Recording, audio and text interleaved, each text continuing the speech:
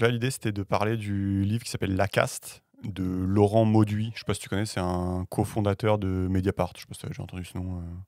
Ah non, je connais que Edoui Plenel, qui est la face médiatique, j'imagine, du truc. Bah voilà, enfin, moi je le connaissais pas non plus. Donc Laurent Mauduit. Et du coup, ils sont deux à avoir fondé Mediapart ou plus? Mais je crois Je que sais j'avais plus. regardé sur Wikipédia, il me semble qu'ils étaient deux, ouais.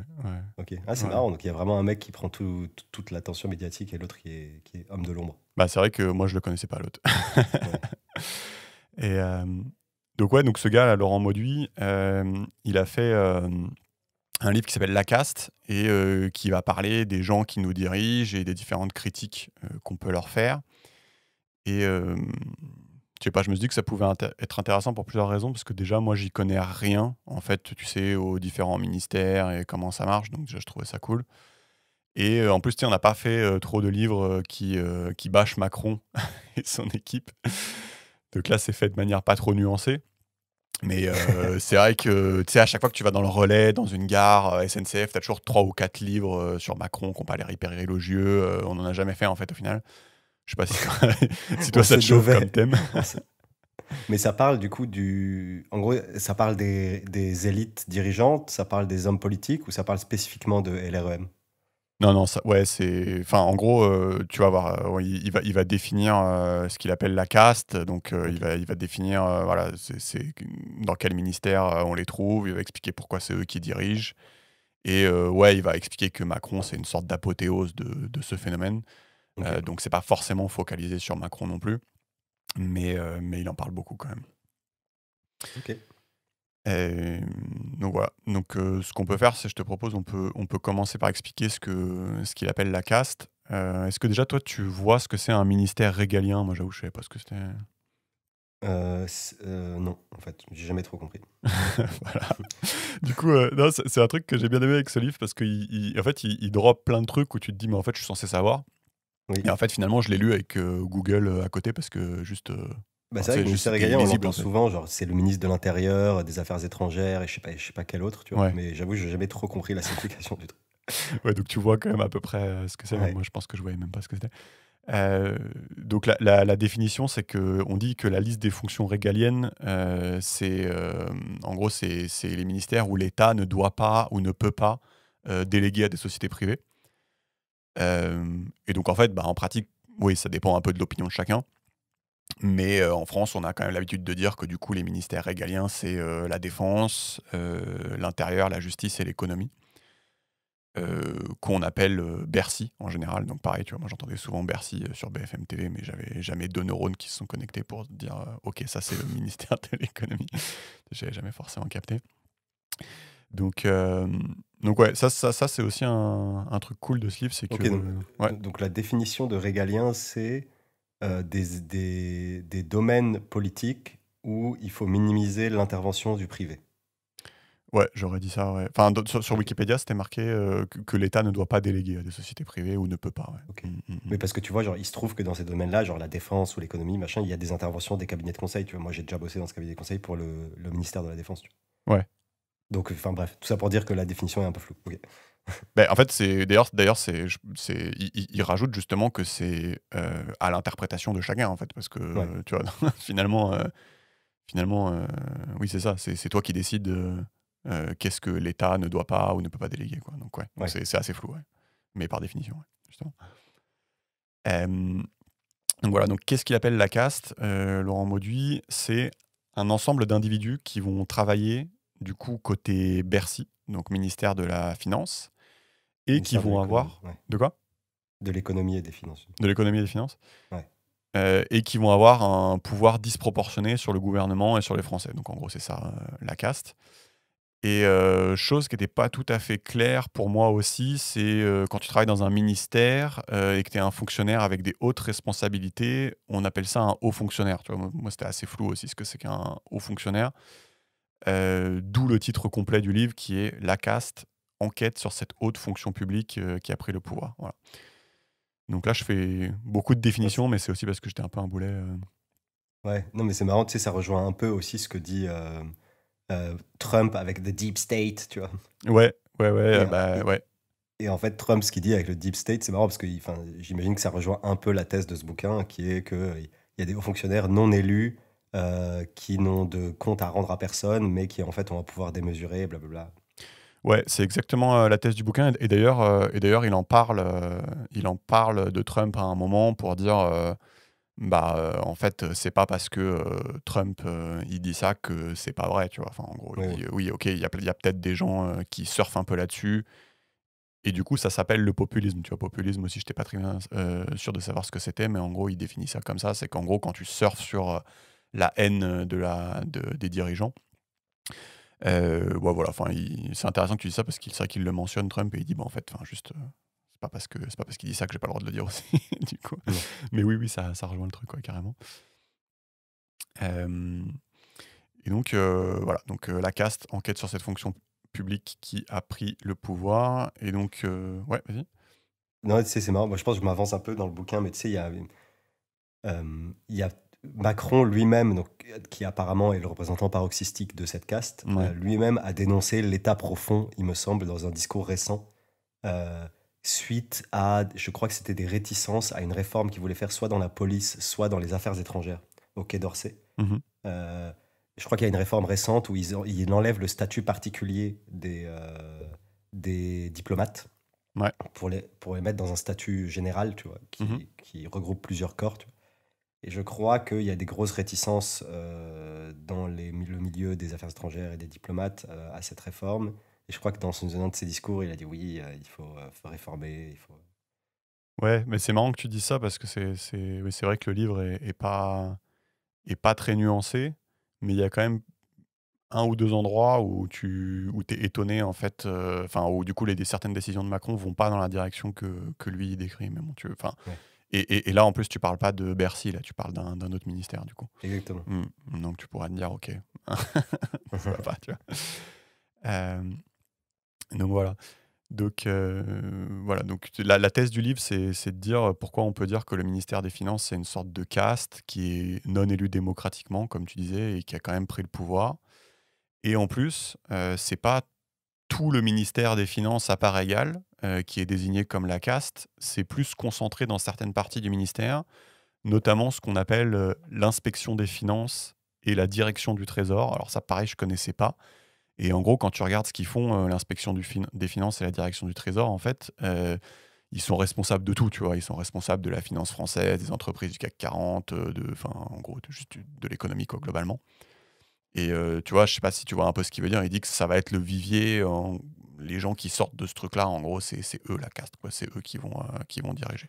Oui, mais en fait, ça, je l'ai déjà lu à plusieurs reprises, que tu sais, en gros, les top 10 ou 20 ou 30 de l'ENA, Ouais. ils sont dans ce qu'on appelle la botte, Mhm. et du coup, ils peuvent choisir leur affectation dans les institutions publiques, Mhm. et l'affectation la plus prestigieuse, c'est effectivement l'inspection des finances.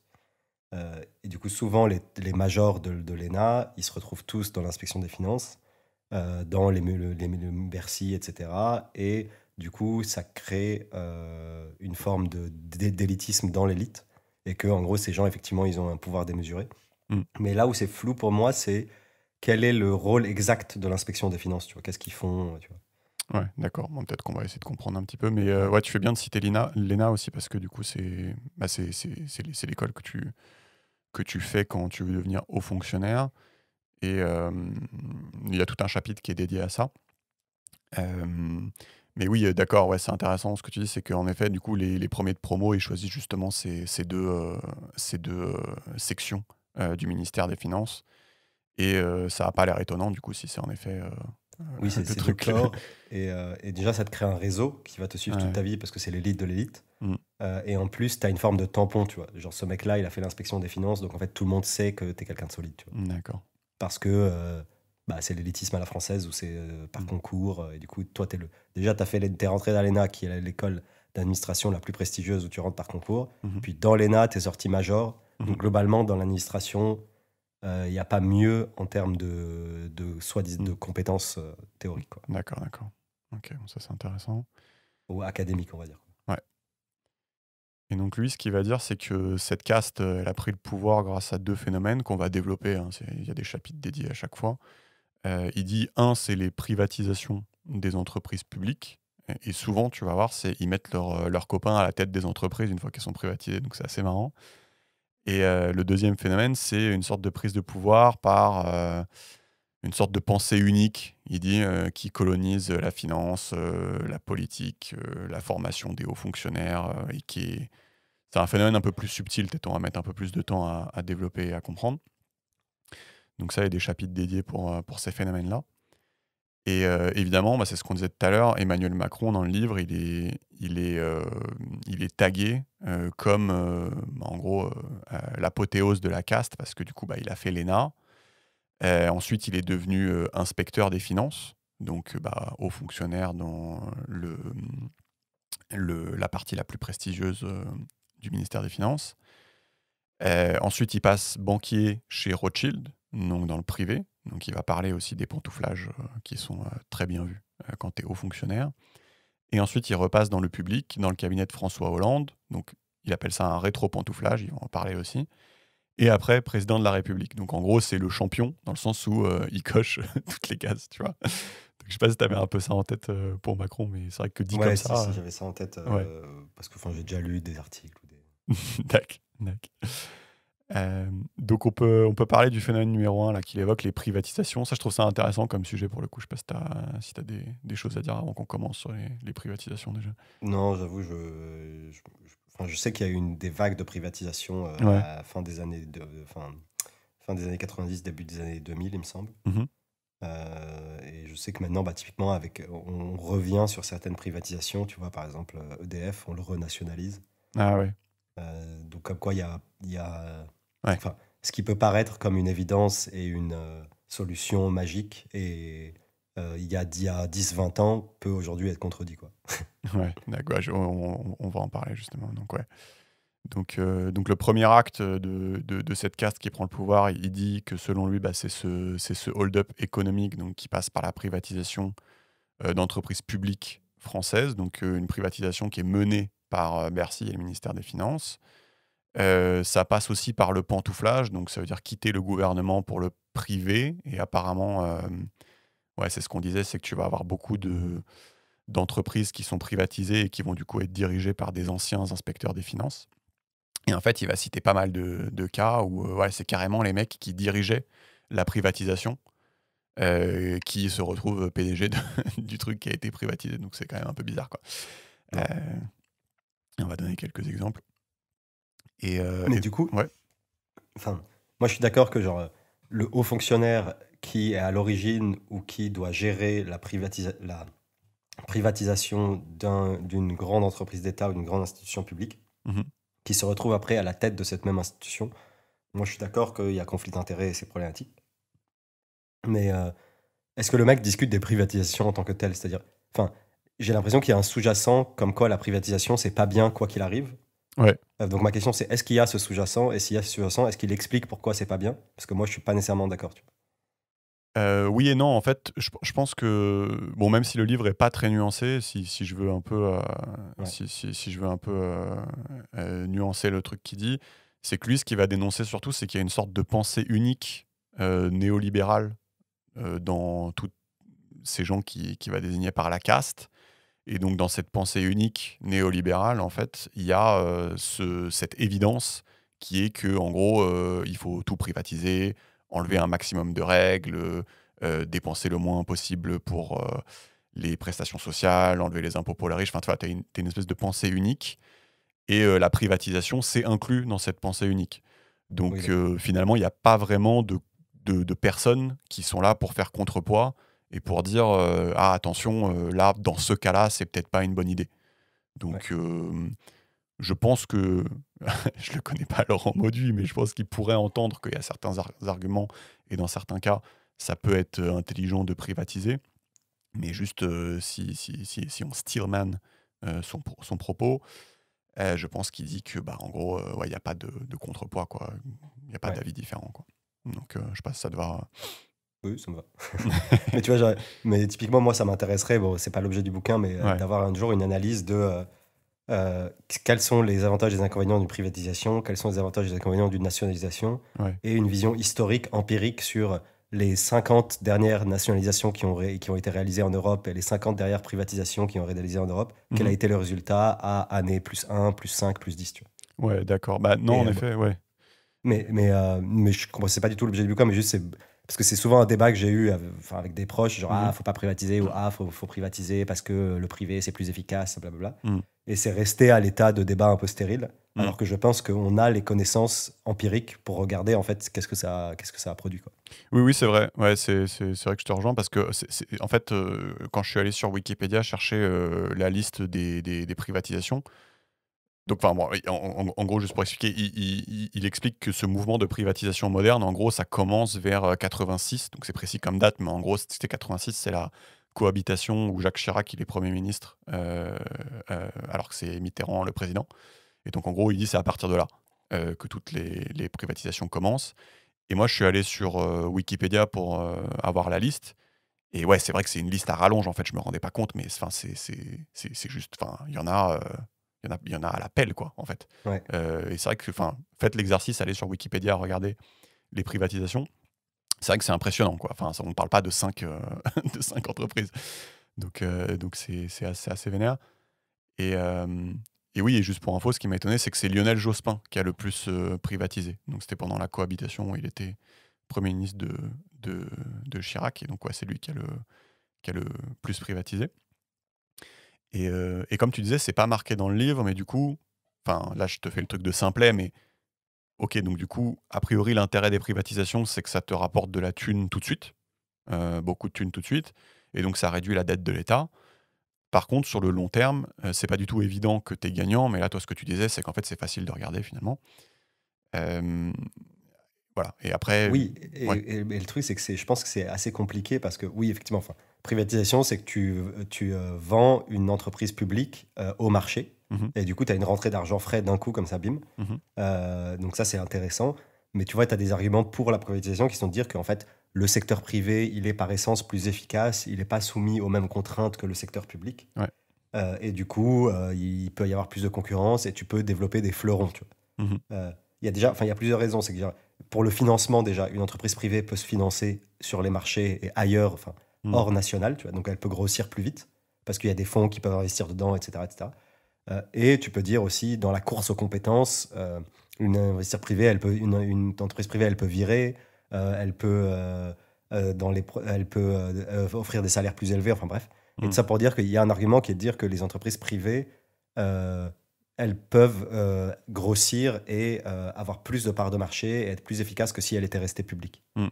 Et après, pour moi, ça se débat, tu vois, il faut voir au cas par cas. Et il y a des entreprises qui, par essence, à mon sens, devraient rester publiques. Mais tu vois, potentiellement, en rentrée d'argent ou en rentrée d'impôts futurs, Mhm. parce que tu as développé ton fleuron, tu es gagnant. Tu vois. Oui, c'est ça. Donc, il y a peut-être des trucs où ça fait sens et des trucs où ça fait moins sens. Ou typiquement, tu sais, il y a des entreprises où c'est un peu des monopoles par définition, comme les entreprises du Exactement. ferroviaire ou des choses comme ça, où juste, bah, tu vas pas faire un deuxième rail à côté du premier ou un aéroport, où là, tu peux te dire, ouais, peut-être, c'est peut-être un peu. Faut peut-être se poser 2 minutes pour être bien sûr de ce que tu fais. Ou les Exactement, autoroutes. tu vois. Mais tu vois, genre, je pense qu'il y a dû avoir des théories là-dessus. Mm, Peut-être qu'un jour on regardera, tu vois. Je pense doit y avoir des recherches là-dessus mm. précisément, de genre à quel moment il est conseillé de privatiser, à quel moment il n'est pas conseillé de privatiser, tu vois. Voilà, ouais. Effectivement, je pense que t'as le truc des monopoles un peu naturels, Mm, tu as le truc tout ce qui est cycle très long et investissement très lourd. mm. Je pense qu'il vaut mieux que ce soit public, tu vois. Genre, un truc qui prend 30 ans à être développé, bah, globalement, le privé va pas s'en Ouais. occuper spontanément, tu vois. Ouais, voilà. Et donc ça pourrait être intéressant de regarder en effet, mais voilà, pour aller dans le sens de Laurent Mauduit, en fait, bah, ce qu'il dit, c'est que si tu penses qu'il faut privatiser tout le temps, bah, c'est que t'es un peu l'idiot du village, quoi. Donc Oui, voilà, bon, ça, on ça est c'est d'accord. voilà. Et donc là, ouais, en fait, c'est marrant parce que le livre, c'est un peu un livre liste, c'est-à-dire qu'il cite tout le temps plein d'exemples pour illustrer. Donc nous, évidemment, on va pas faire ça, mais là, je peux prendre le cas d'un certain Michel Pébreau. Donc lui, il est inspecteur général des finances au ministère des Finances. Donc voilà, on est en plein dans la caste. Il conduit la privatisation de la BNP, dont il devient PDG en 93. Puis il devient PDG de la fusion de la BNP avec Paribas en 2000 pour former BNP Paribas, première banque européenne, tout en gardant clairement une influence sur ses anciens collègues de Bercy, parce que tu sais, le gars, il a un carnet d'adresses de poney, quoi, en gros. Ce qui est quand même un peu dangereux parce que tu peux essayer de bloquer les lois en faveur. Non, c'est le contraire. Tu peux essayer de bloquer les lois qui seront en défaveur de la banque dont tu es PDG en demandant à tes copains. C'est un peu, voilà, c'est un peu bizarre. Et ensuite, ce gars, tu pourrais te dire, il est passé par le privé, il va s'arrêter là. Mais en fait, non, parce qu'il écrit un rapport sur la dette de la France en 2005. Il élabore le programme économique de Nicolas Sarkozy. Il vient à l'Élysée pour taffer avec Claude Guéant et Rend l'Argent. Il est appelé à la rescousse pour sauver la banque Dexia en 2008. Et tu vois, ça c'est intéressant parce qu'il la sauve sans contrepartie. Alors que typiquement, Laurent Mauduit, il explique qu'en Angleterre, quand l'État file de la thune pour sauver une banque, en fait, il devient actionnaire de la banque, en fait. Ouais. Et donc, on peut se demander, est-ce que c'est vraiment à lui qu'on a envie de demander si Dexia doit être sauvé avec ou sans contrepartie. Donc tu vois, voilà, ça c'est un premier exemple où tu peux te dire, je sais pas, c'est un peu bizarre quoi quand même. Ouais, je suis d'accord. Mais après, enfin, ça rejoint tous les débats sur les conflits d'intérêts et les pantouflages. C'est exactement ça, ouais. Euh, Ouais, Tu vois, genre, moi, je suis pas par essence. Enfin, tu vois, pour moi, dans ces trucs-là, il faut un peu rentrer dans les détails. Moi, je suis d'accord que cet exemple-là, il est chum, tu vois. Mm, Et je pense qu'il y a plein d'exemples un peu bizarres et qu'il faut plus de transparence et il faut des règles un peu plus contraignantes. mm. Mais tu vois, genre, pour moi, par essence, un gars du public qui va dans le privé ou un gars du privé qui va dans le public, c'est pas, pour moi, c'est pas par essence mauvais. C'est plutôt quelque chose de bien, même. Qui est Ouais. des transferts de compétences entre le privé et le public. Euh, mais par contre, il faut regarder au cas par cas. Il faut peut-être mettre des délais entre le moment où ils passent de l'un à l'autre. Peut-être qu'il faut que ce soit pas le même domaine ou pas les mêmes boîtes. Tu vois. Ouais. Tu vois, donc, en fait, j'ai le même raisonnement que pour les privatisations. Pour moi, c'est pas par essence mauvais, Mm. mais il y a plein d'abus aujourd'hui, quoi. Ouais, et je vais te répondre la même chose. En fait, je pense que c'est aussi là, ce qui est pas bien, c'est que en fait, déjà, ils font tout ça. T'as l'impression que tu es obligé de passer par le privé pour avoir un poste prestigieux après dans l'État. Ils pensent tous la même chose et c'est tout le temps, euh, enfin, c'est tout le temps le même schéma en fait. Mm. Et c'est vrai que c'est vrai que tu peux te poser quand même des questions, quoi. Et, euh, et en plus, j'ai envie de dire, tu sais, les mecs de la banque Dexia, vu que c'est des néolibéraux, je suis pas sûr qu'ils veulent que l'État intervienne et les sauve, tu vois. Ouais. Normalement, tu, normalement, tu laisses faire, tu vois. Donc, il devait être pas content. Ou alors Mais peut-être que quand c'est eux, ça marche pas, mais je bah, sais pas, faut leur demander. je pense que t'es contre l'intervention de l'État jusqu'à ce que tu sois dans la merde, quoi. Ah, tu penses? D'accord, ok. C'est- J'étais pas sûr. Euh, et donc, ensuite, c'est marrant parce que justement, du coup, quand Pébro il quitte la présidence de la banque en 2011, c'est un autre, Baudouin Pro, qui est inspecteur général des finances, qui lui succède aussi. Donc, c'est encore la caste. Et ensuite, c'est Jean Lemierre, directeur général des impôts et directeur du Trésor à Bercy, qui lui succède.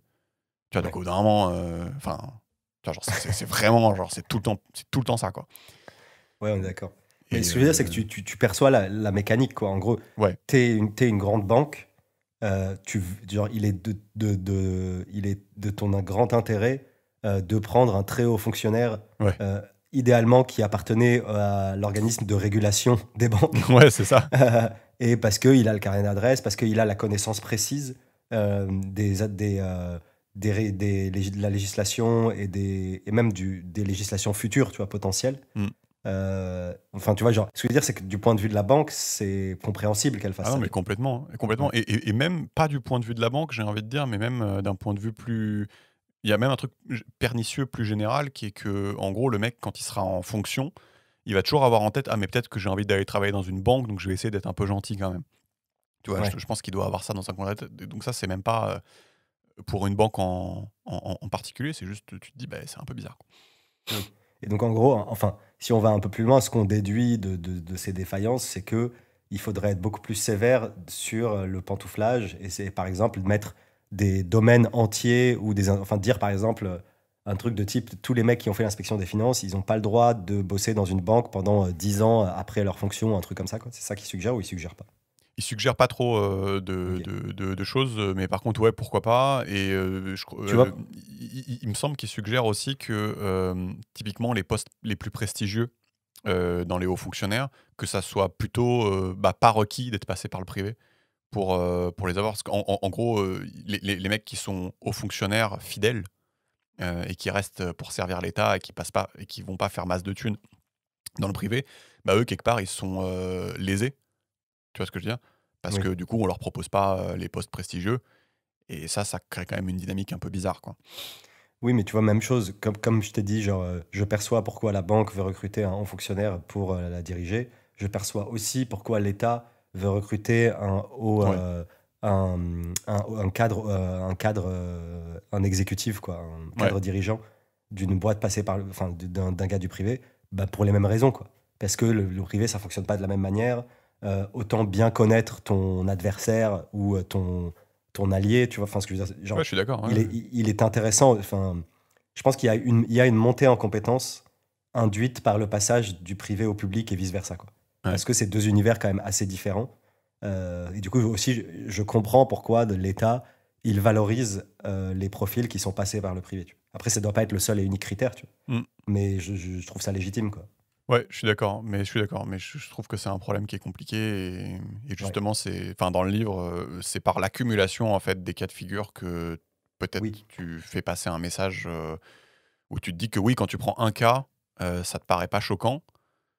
Maintenant, quand tu vois Oui. que tout le monde fait ça, tout le monde pense la même chose, tout le monde fait tout le temps la même chose, tout le monde vient de la même école, Oui. tu commences à te dire, ok, il y a peut-être un truc chelou quand même. Non, mais moi, je partage le constat et je pense qu'effectivement, quand on voit l'accumulation d'exemples, on se dit c'est de la merde, tu vois. Ouais, Et je suis d'accord. ouais, Mais je pense qu'il faut aller plus loin. Bon, après, ça va pas être l'objet du bouquin. Je pense que l'objet du bouquin, ouais, c'est ouais, juste non, non. de le constat. Ouais. Euh, mais tu vois, je pense qu'il faut aller plus loin parce qu'il faut faire des propositions parce que c'est là la partie difficile, quoi. Oui, Parce que je je suis pense que d'accord, ouais. tout le monde a un peu dans l'inconscient, enfin, tous ceux qui sont un peu sensibilisés à la politique ou qui sont un peu de gauche, on va dire. Mm. Sont sensibles à la question des conflits d'intérêts et le fait que le pantouflage, il se fait de plus en plus et que il semble y avoir un problème, tu vois. Mm. Mais quand tu rentres dans les euh, mesures concrètes, tu vois, c'est là que ça devient difficile parce que est-ce que tu interdis au mec de bosser dans une banque pendant 10 ans, mais du Mhm. coup, le mec de l'inspection des finances, il est un peu ken, Ouais, tu ouais. vois ce que je veux dire. J'ai- J'étais dans les transports pendant 1 heure hier et je sais pas, j'ai passé 1 heure à méditer là-dessus en me disant mais en fait c'est quoi la solution? Et en fait tu vois je suis pas ressorti avec un truc évident du genre bah oui c'est évident il faut rénover les logements, les passoires thermiques. Enfin tu vois il y a rien d'évident non plus tu vois. Alors que alors qu'il y a plein de Ouais, trucs où on est vraiment des ouais, abrutis. Là c'est pas enfin il y a pas d'une solution qui saute aux yeux non plus ouais. quoi. Ouais je suis d'accord. Mais je pense qu'il y en a, hein, c'est juste que nous, on n'a pas les connaissances, tu vois, parce que, enfin, il y a l'avantage d'avoir, je sais pas, d'y avoir 200 pays dans le monde. Je pense qu'on peut voir les autres pays ce qu'ils Oui font. c'est vrai c'est vrai. Ils ont aussi des hauts fonctionnaires, ils ont aussi des privés et des machins. Hmm. Donc, je pense il y a des mecs qui ont dû s'intéresser à la question. Peut-être qu'un jour, on en interviewera un, tu vois. Bah, Ça peut-être, ouais, m'intéresserait. OK, ouais, peut-être que ouais, ça, on laisse la porte ouverte, c'est ça que c'est intéressant. Je vais en citer un autre, dans ce chapitre-là qui s'appelle Alain Minc et Alain Minc, donc il est inspecteur des finances, hein, donc c'est encore la caste et Alain Minc, il a l'air solide, en fait, parce qu'il est cité 15 fois dans le livre, en fait, tellement il est solide et tellement il fait des trucs, il fait des trucs avec panache. Donc c'est pas la première fois qu'on va le citer, mais voilà, donc là, pourquoi il est cité là? Bah, il travaille avec les grands patrons et les conseils en échange de grosses rémunérations. Donc là, j'avoue, je suis pas sûr de comprendre comment tu peux être rémunéré par les entreprises privées si tu es fonctionnaire. Ça, il explique pas dans le bouquin, mais j'ai pas compris. C'est-à-dire qu'Alain Minc, juste, il est haut fonctionnaire et il fait des rapports pour. Voilà, ça, j'ai pas Ah oui. compris. Non, mais je crois enfin, même chose, il a fait des allers-retours, quoi. Dac, bon, bah, ok. Enfin, là, En fait, là, je pense j'avoue, qu'il a, j'ai juste pas compris. ouais. Non, je pense qu'il a été haut fonctionnaire, puis il s'est arrêté 4 ans, il a fait du Ouais. bif, puis il est redevenu tu vois ce que je veux dire. Ouais, parce que je le vois mal dans son bureau de haut fonctionnaire se mettre à taffer pour BNP, pour Ouais. rien. Enfin, tu vois, c'est un peu chelou. Euh, Donc ça, c'est le point numéro un. Ensuite, il explique qu'il fait DRH de luxe et il débauche les hauts fonctionnaires pour ses copains du privé. C'est-à-dire, il fait ah, vas-y, Jean-Emmanuel, il est bien, prends-le. Il appuie sur les politiques pour nommer ses copains PDG, donc encore une fois. Et il remue ciel et terre pour la privatisation de la régie publicitaire de France TV au profit de son pote. Et ça, c'est hyper drôle parce que son pote l'avait rémunéré en actions gratuites, actions qui profiteraient de la privatisation. Oui. Et ouais, par contre, je crois que là, il a eu des problèmes, mais il s'est un peu brûlé les ailes, mais c'est quand même rigolo, quoi. Donc, euh, donc Alain Minc, il est solide, et voilà. Donc, bon, bah, il y a plein d'exemples, évidemment, et juste, il conclut en disant bah, qui peut prétendre que l'État a intérêt à former des mecs comme ça à l'ENA, puis les envoyer au ministère des Finances, pour ensuite les envoyer dans le privé, en faisant toutes les bêtises qu'on vient de citer. Bah, ça a l'air un peu contre-productif, quand même. Donc ça, c'était petit chapitre sur les privatisations. Mais en fait, je pense que comment dire? En fait, non, mais ça m'intéresse beaucoup enfin, je pense faudrait avoir une réflexion plus globale sur la gestion des ressources humaines dans la fonction publique.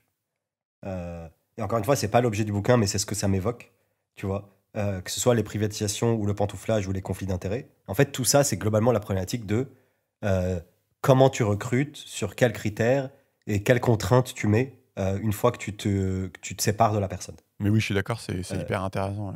et tu vois, genre, on va investiguer, je vais chercher quelqu'un, mais tu vois, ça m'intéresserait d'interviewer un expert des ressources humaines qui s'est penché sur la question. Mhm. Parce qu'en fait, c'est ça la problématique. C'est genre, quels sont tes critères de recrutement? Quand tu as formé quelqu'un, combien de temps tu l'obliges à rester? Mhm. Une fois que tu dois le lâcher, est-ce que tu l'autorises à tout faire ou pas? Tu vois ce que je veux dire? Et comment tu fais pour que le public reste attractif alors que tu payes nécessairement des moins bons salaires? Mhm. Euh, Tu vois, et est-ce que si tu imposes trop de contraintes, ça devient moins attractif ou est-ce que les gens continuent parce que le public c'est prestigieux et tu as une notion d'intérêt général et tu as d'autres avantages? Mhm. En fait, c'est ça, tu vois, c'est la balance, tu vois, de la thune du privé versus les avantages du public ou la sécurité du public, tu vois, faut regarder, quoi. Ouais, mais grave, ça, c'est hyper intéressant. Je peux juste citer que dans le livre, je crois qu'il mentionne qu'il y a une sorte de commission éthique qui existe, qui est censée trancher sur ce genre de choses. Oui, Et voilà, bah, lui, il trouve qu'elle fait pas trop son taf, mais voilà, ouais. il y a, C'est la HATVP, la Haute Autorité pour la Transparence de la Vie publique. je crois que c'est ça, ouais. Ouais, putain, t'es fort. Ok, ouais, c'est ça. Mais elle donne un avis, c'est pas coercitif, je crois. D'accord. En gros, en fait, ça a été un truc mis en place récemment, je crois, par Bayrou, tu sais, quand il est resté 2 jours ministre de la Justice. D'accord. Et, c'est ce qui est pas mal, ce qui est une avancée, mais je crois qu'en gros, elle a plusieurs domaines d'intervention, et l'un de ces domaines, c'est de donner un avis sur lorsqu'un haut fonctionnaire passe en privé. Mhm. Et du coup, il doit soumettre une demande, dire voilà, moi, je suis ministre de je ne sais pas quoi, je veux passer chez CMA-CGM, Mhm. j'étais ministre des Transports, je vais bosser chez CMA-CGM, quel avis vous rendez? Mhm. Et eux, ils disent défavorable, enfin, mais je crois que c'est non coercitif. Je suis pas sûr. D'accord. Bah ouais, mais il en parle et bah, il dit que c'est pas très efficace, quoi. Bah oui, en gros, c'est ça. C'est pas bien. Enfin, c'est une V01, quoi. Ouais. Mais c'est déjà, au moins, ça existe, quoi. D'accord. Et donc du coup, ça c'était le premier hold-up de la caste, donc les privatisations. Et il y a le deuxième hold-up, c'est privatisation de l'État, cette fois-ci, par pantouflage et rétro-pantouflage, donc faire des allers-retours privé-public. Et lui, il Mais tu dit vois, que... en fait, Ouais. désolé, parce que pourquoi je disais sur mon truc de ressources humaines, machin, Mm. c'est parce que, tu vois, moi, à chaque fois, je me mets à la place des protagonistes, tu vois, et je comprends pourquoi ils font ça. Tu vois. Enfin, encore une fois, faut pas se dire c'est des enculés, haha, ils veulent tous nous niquer, tu vois. Non, non. C'est juste des gens comme toi et moi, ou enfin, peut-être plus comme moi, tu vois, mais je sais pas, mais genre juste, ils sont comme nous tous, tu vois, ils aiment le pouvoir, ils aiment l'argent, ils aiment le confort. Ouais. Mais c'est pas des enculés, peut-être qu'ils ont aussi la notion d'intérêt général, enfin, pas tous des enculés, tu vois. Mm. Et du coup, genre juste, toi, t'es haut fonctionnaire, t'as bossé dans un ministère, t'as charbonné comme un ouf, pour un salaire qui est pas transcendant par rapport à ce que tu pourrais prétendre dans le privé. T'as fini ton job, t'as bien bossé, t'avais pas de vie pendant 2-3 ans, t'as fini, on te propose un poste en or à la BNP, Mm. tu dis pourquoi pas, tu vois. Enfin, ce que je veux dire, c'est que c'est pas nécessairement un truc de raclure, quoi. Après, je pense qu'il y a des maxi raclures type Alain Minc, tu vois. Mais tu vois, Raclure présumé. ouais, bon, présumé, tu vois, mais je pense que la majorité, c'est juste genre des. Enfin, tu vois, moi, je perçois le Oui, truc, tu vois. mais ça c'est intéressant ce que tu dis de se mettre à la place du gars. Je trouve que c'est intéressant parce que et c'est ça qui fait que c'est super compliqué. Et c'est ça qui fait que j'ai médité 1 heure sans avoir trouvé un seul truc intelligent à dire. C'est ça qui est compliqué, ouais, c'est que tu te dis, enfin ouais, ok, pourquoi pas. Enfin, mais encore une fois, pour aller dans le sens de Laurent Mauduit, c'est ça qui est intéressant. Ce qu'il fait, c'est que quand tu t'intéresses au cas par cas, tu as envie de dire, bah ouais, ok, pourquoi pas. Maintenant, quand tu dézoomes et que tu vois que c'est une sorte de truc où juste c'est tout le temps comme ça. Ouais, C'est peut-être là où tu te dis, peut-être faut qu'on se pose 2 minutes, quoi. oui, c'est ça. Mais la solution est pas évidente et je trouve ça bien que tu dises, ouais, tu te mets à la place du mec, bah ouais, le mec, il devient Oui. PDG. Enfin, ouais, ok, pourquoi pas. C'est ça. Enfin, Mm. tu vois, moi, je suis complètement d'accord sur le fait qu'il faut de la régulation et il faut plus de transparence. Et donc, je pense qu'il y a de la législation à faire. Mm. Mais dans l'état actuel des choses, quand je perçois le comportement des différents acteurs, je comprends leur comportement et je veux pas que le public se dise ah, c'est tous des enculés. En gros, depuis le début, depuis qu'il a 17 ans et sa rentrée à l'ENA, il se dit, haha, je veux bien les niquer. Dans 10 ans, je vais passer chez BNP. Tu vois ce que je veux dire? C'est Oui, juste oui. des gens normaux qui ont une carrière, enfin, qui ont Oui, une oui. carrière comme tout le monde. Et tu vois ce que je veux dire? Je suis d'accord. Je suis d'accord. Parce que je Oui, pense que souvent dans les médias, genre, ou dans l'esprit des gens, c'est présenté genre en mode ils sont pas comme nous, tu vois. oui. Genre, en fait, si, ils sont comme nous, tu vois. Genre, juste, ils veulent une grande maison, quand ils ont charbonné pendant 4 ans dans un ministère où vraiment t'as pas de vie, à la fin, ils veulent se reposer et avoir un poste confort Mm. où ils peuvent valoriser leurs compétences. Enfin, tu vois ce que je veux dire? Bon, après, je sais pas si PDG c'est confort, mais oui, je vois ce que tu veux dire. Oui, c'est vrai, c'est peut-être pas confort. Tu vas pouvoir continuer à t'exciter là parce qu'on va faire les pantouflages et les rétro-pantouflages. Donc, je t'ai juste choisi quelques petits exemples. Donc, Thierry Olagnon, direction du Trésor, donc c'est toujours la caste, qui part dans le privé chez la compagnie d'assurance GAN et qui devient PDG, alors que c'était détenu à 82% par l'État à l'époque. Et il a ensuite à charge de privatiser sa propre entreprise. Mais là, il a été prié d'aller pantoufler ailleurs, parce que j'imagine que tu peux pas faire n'importe quoi non plus. Et il rentre à la Société Générale qu'il dirige pendant 15 ans. Il revient au gouvernement de François Hollande, donc il est directeur de cabinet des finances, parce que l'ennemi de François Hollande, c'est la finance. Et Laurent Mauduit se demande, peut-on vraiment prétendre vouloir réguler la finance quand c'est ce mec qui est directeur de cabinet? Et d'ailleurs, je ne sais pas si tu te souviens, mais l'État octroie une ristourne de 2,2 milliards d'euros à la Société Générale pour compenser les pertes lors de la crise financière quand il y a eu l'affaire Kerviel. Et donc, c'est un peu shady parce que tu sais, normalement, tu peux avoir ce genre de ristourne que si la perte a été faite à l'insu des dirigeants. Et est-ce que Thierry Olagnon, c'est vraiment le mieux placé du coup pour trancher si l'État doit donner 2,2 milliards à la Société Générale? Et d'ailleurs, je crois qu'il y a des événements récents, la Société Générale a été condamnée à rembourser finalement les 2,2 milliards. Ouais. Donc, comme quoi, voilà. Voilà, et donc, tu vois, pareil, est-ce que le mec, c'est le mieux placé quoi, pour faire ce genre de décision alors qu'il a fait 15 ans à la SOG? Je ne crois pas, tu vois. Ouais. Et en plus, même remarque, les mecs de la Société Générale, c'est des néolibéraux, ils n'ont pas envie que l'État intervienne, tu vois. Donc, Ouais. voilà. Non, je suis d'accord. Et j'avais vu je crois que c'est Transparency International ou je ne sais quelle ONG, je vais retrouver. Mhm. Ils ont une liste constamment mise à jour des pantouflages et des Ah ouais, d'accord. rétro-pantouflages. Et donc il y a un site, tu Ils vois, où les ils disent traquent. genre lui, il vient de passer là, et c'est assez bien fait. Et effectivement, ça permet de se rendre compte du phénomène. Ouais, Donc voilà, je vais ouais. vous le retrouver, je te l'enverrai. D'accord. Et bon, là, il accorde quand même un petit paragraphe on peut se demander, ok, c'est quoi le problème du coup? Parce que c'est une question légitime. On disait, après tout, il fait ce qu'il veut, ce garçon. Il a une carrière, il a envie d'avoir une grande maison, comme tu disais.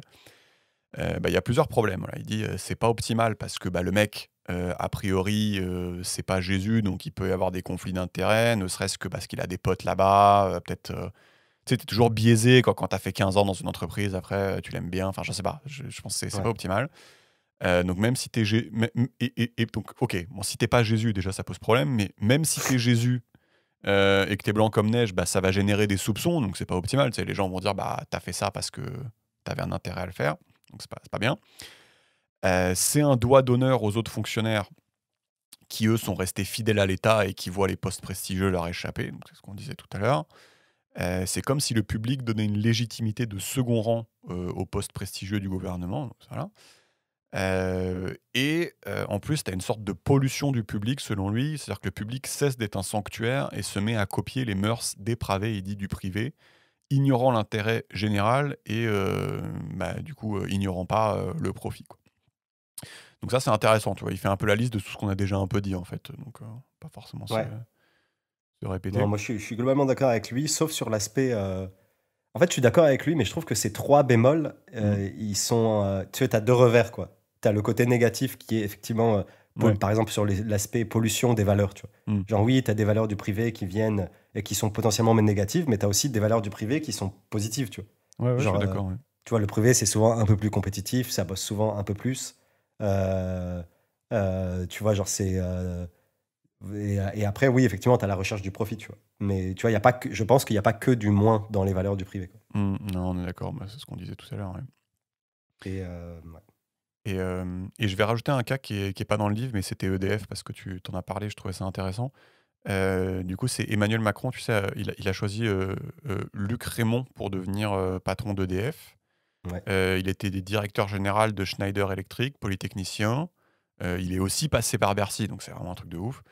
Et il a été notamment directeur adjoint du cabinet de Nicolas Sarkozy quand Sarkozy était ministre de l'économie. Et c'est un expert en privatisation qui a travaillé sur l'introduction en bourse d'EDF en 2005, qui est du coup chargé de la renationalisation d'EDF, parce que l'État souhaite devenir actionnaire, enfin détenteur à 100% du capital d'EDF pour relancer le nucléaire.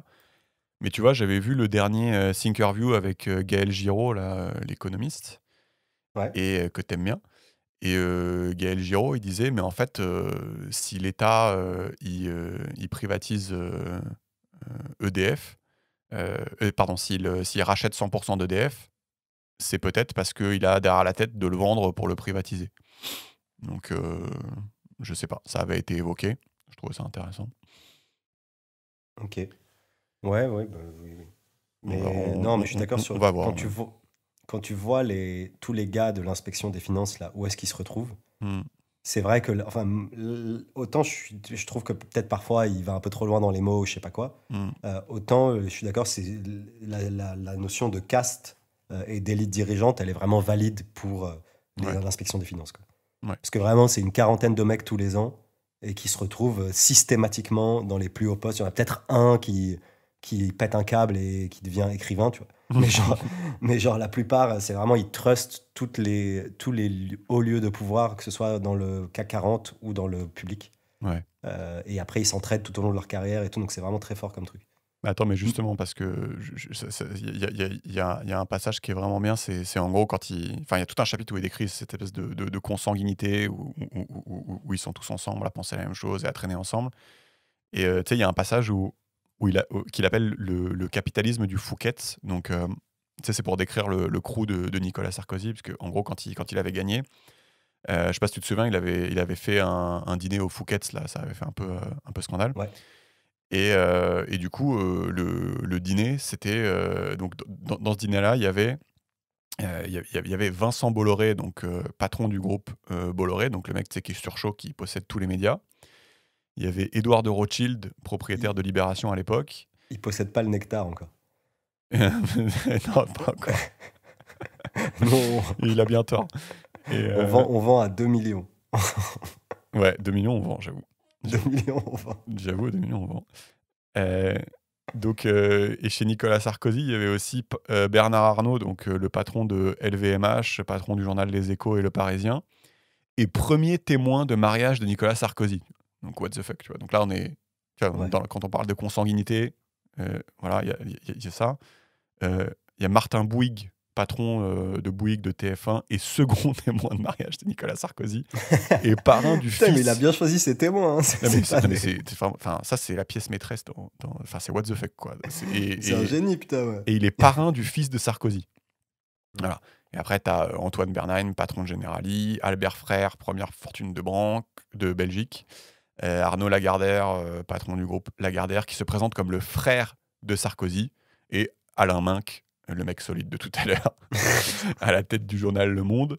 Et voilà, bon, lui, il dit juste une petite phrase, il dit « Ils tireront tous avantage de la présidence sarkozyste par les privatisations et autres déréglementations ». Mais je trouve que ce qui est vraiment trop bizarre, c'est que, tu sais, tous ces mecs-là, ils traînent entre eux, et le seul point commun qu'ils ont à traîner entre eux, c'est de trouver un intérêt personnel à traîner ensemble. Donc c'est méga bizarre, quoi. Enfin, Non, mais il y a ça et il y a. Enfin, tu sais, c'est juste la fabrique des élites, quoi. Tu vois. Je pense que oui, il y a une notion d'intérêt commun. Mais il y a, tu sais, enfin, je pense que peut-être Bourdieu ou d'autres sociologues ont bien analysé ça, tu vois, genre, il y a une forme d'élitisme en France qui crée des castes, tu vois, et en fait, c'est des gens qui potentiellement ont traîné dans les mêmes écoles, puis dans les mêmes entreprises, puis ou dans les mêmes ministères, puis dans les mêmes clubs ou dans les mêmes lieux de loisirs. Donc, tu vois, je pense qu'il y a aussi une comment dire, mais toi, un sentiment. T'es Pardon. limite en train de dire, bah en fait, c'est pas par opportunisme, c'est juste qu'ils étaient potes parce qu'ils étaient dans la même promo. Exactement. Non, mais je pense qu'il y en a, c'est par opportunisme. Ouais. Et je pense qu'il y en a, c'est qu'ils étaient potes. Et je pense que la plupart, c'est les deux. Mais Ouais, tu vois, d'accord. je pense pas que c'est uniquement de l'opportunisme. Tu vois. Je pense que c'est juste des mecs qui traînent aux mêmes endroits. Ils sont tous à Neuilly dans leur club de tennis, tu vois, depuis qu'ils ont 12 ans. Tu vois ce Ouais, que je mais veux dire? comment t'expliques que genre il a tous les patrons des médias genre à son putain de dîner et ils sont tous parrains Oui, non, mais enfin, en oui, gros il a non, Bernard mais là, fucking Arnault qui est genre son témoin de mariage quoi. Genre, non, mais genre, il a il a poussé. BFA en témoin de Non, mariage et personne dit rien. non, mais je pense oui, il a poussé le truc. Il exagère un peu, tu vois. Mais je pense qu'il le kiffe quand même un peu à Narbé, tu vois. Genre, D'accord. Narbé, il l'aime bien. Ok, non, non, mais tu vois, c'est marrant d'avoir un deuxième avis. Moi, j'étais là, genre, mais c'est quoi la probabilité que ce soit BFA, enfin, tu sais, genre, ton best friend. ouais, ça soit Bernard fucking Arnault. Tu sais, j'étais pas. Alors il y avait l'ami d'enfance, il voulait être le Ouais, témoin depuis le non, début mais et il c'est un s'est peu fait têche au triste. Non, dernier mais, moment non, mais je trouve ça un peu par triste. Alain Minc.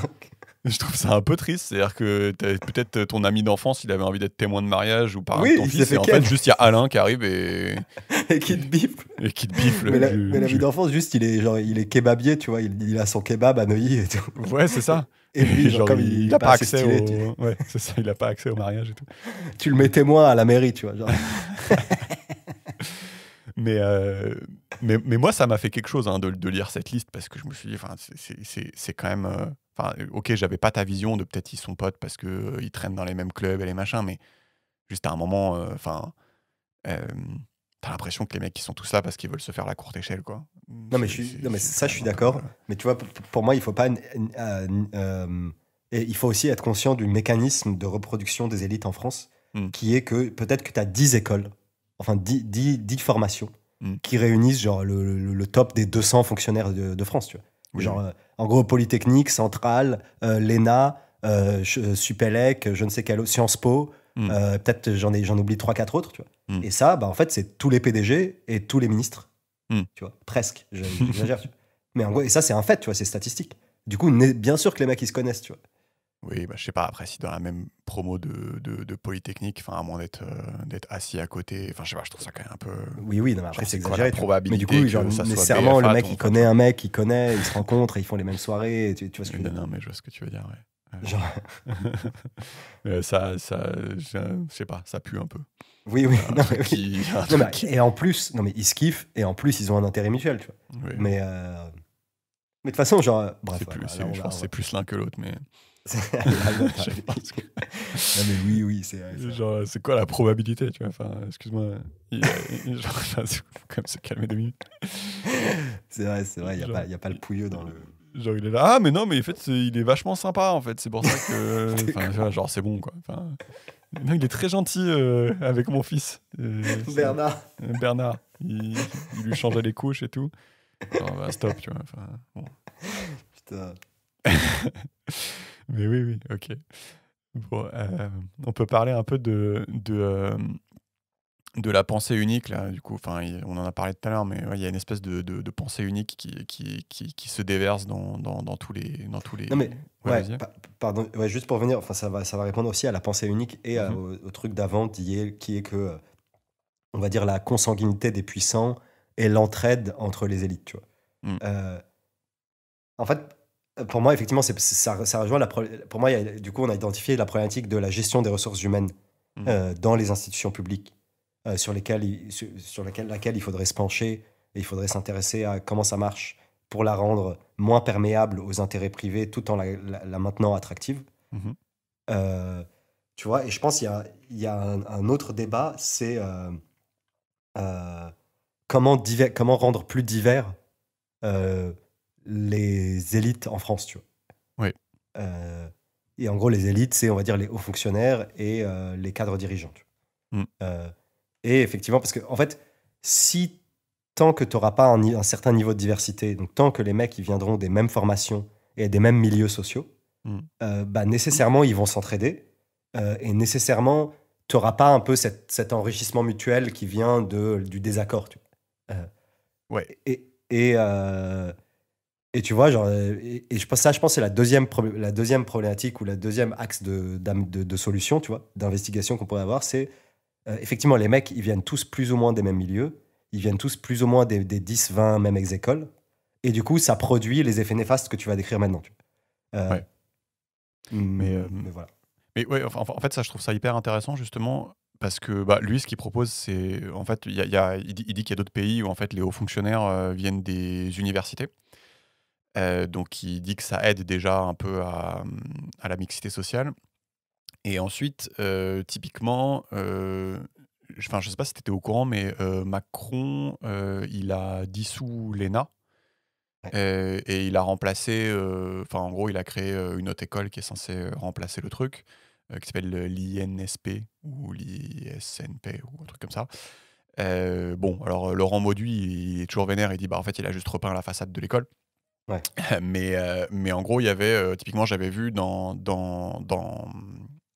comment ils recrutaient les gens, il y avait aussi un peu de discrimination positive dans le sens où il y avait des places réservées aux boursiers, par exemple.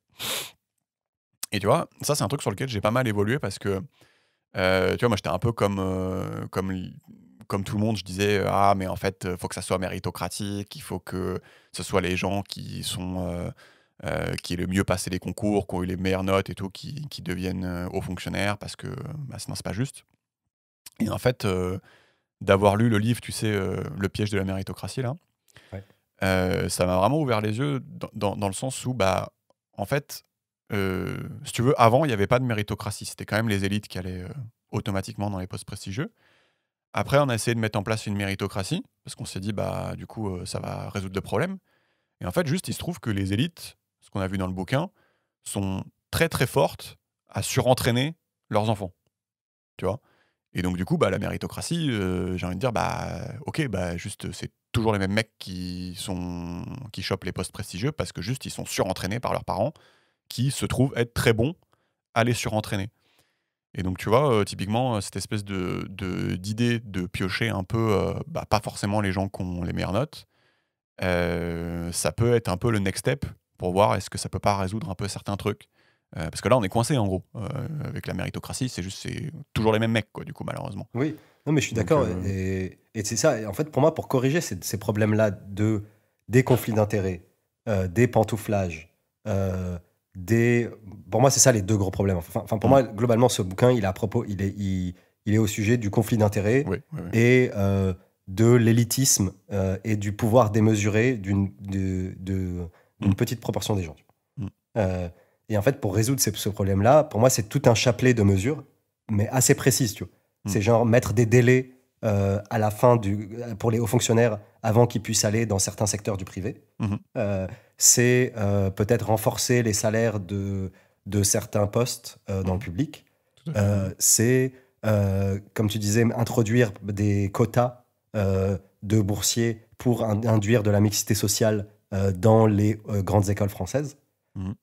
Tu vois, et je pense que si on continue comme ça le raisonnement, on peut en trouver genre 5-10 mesures. Ouais.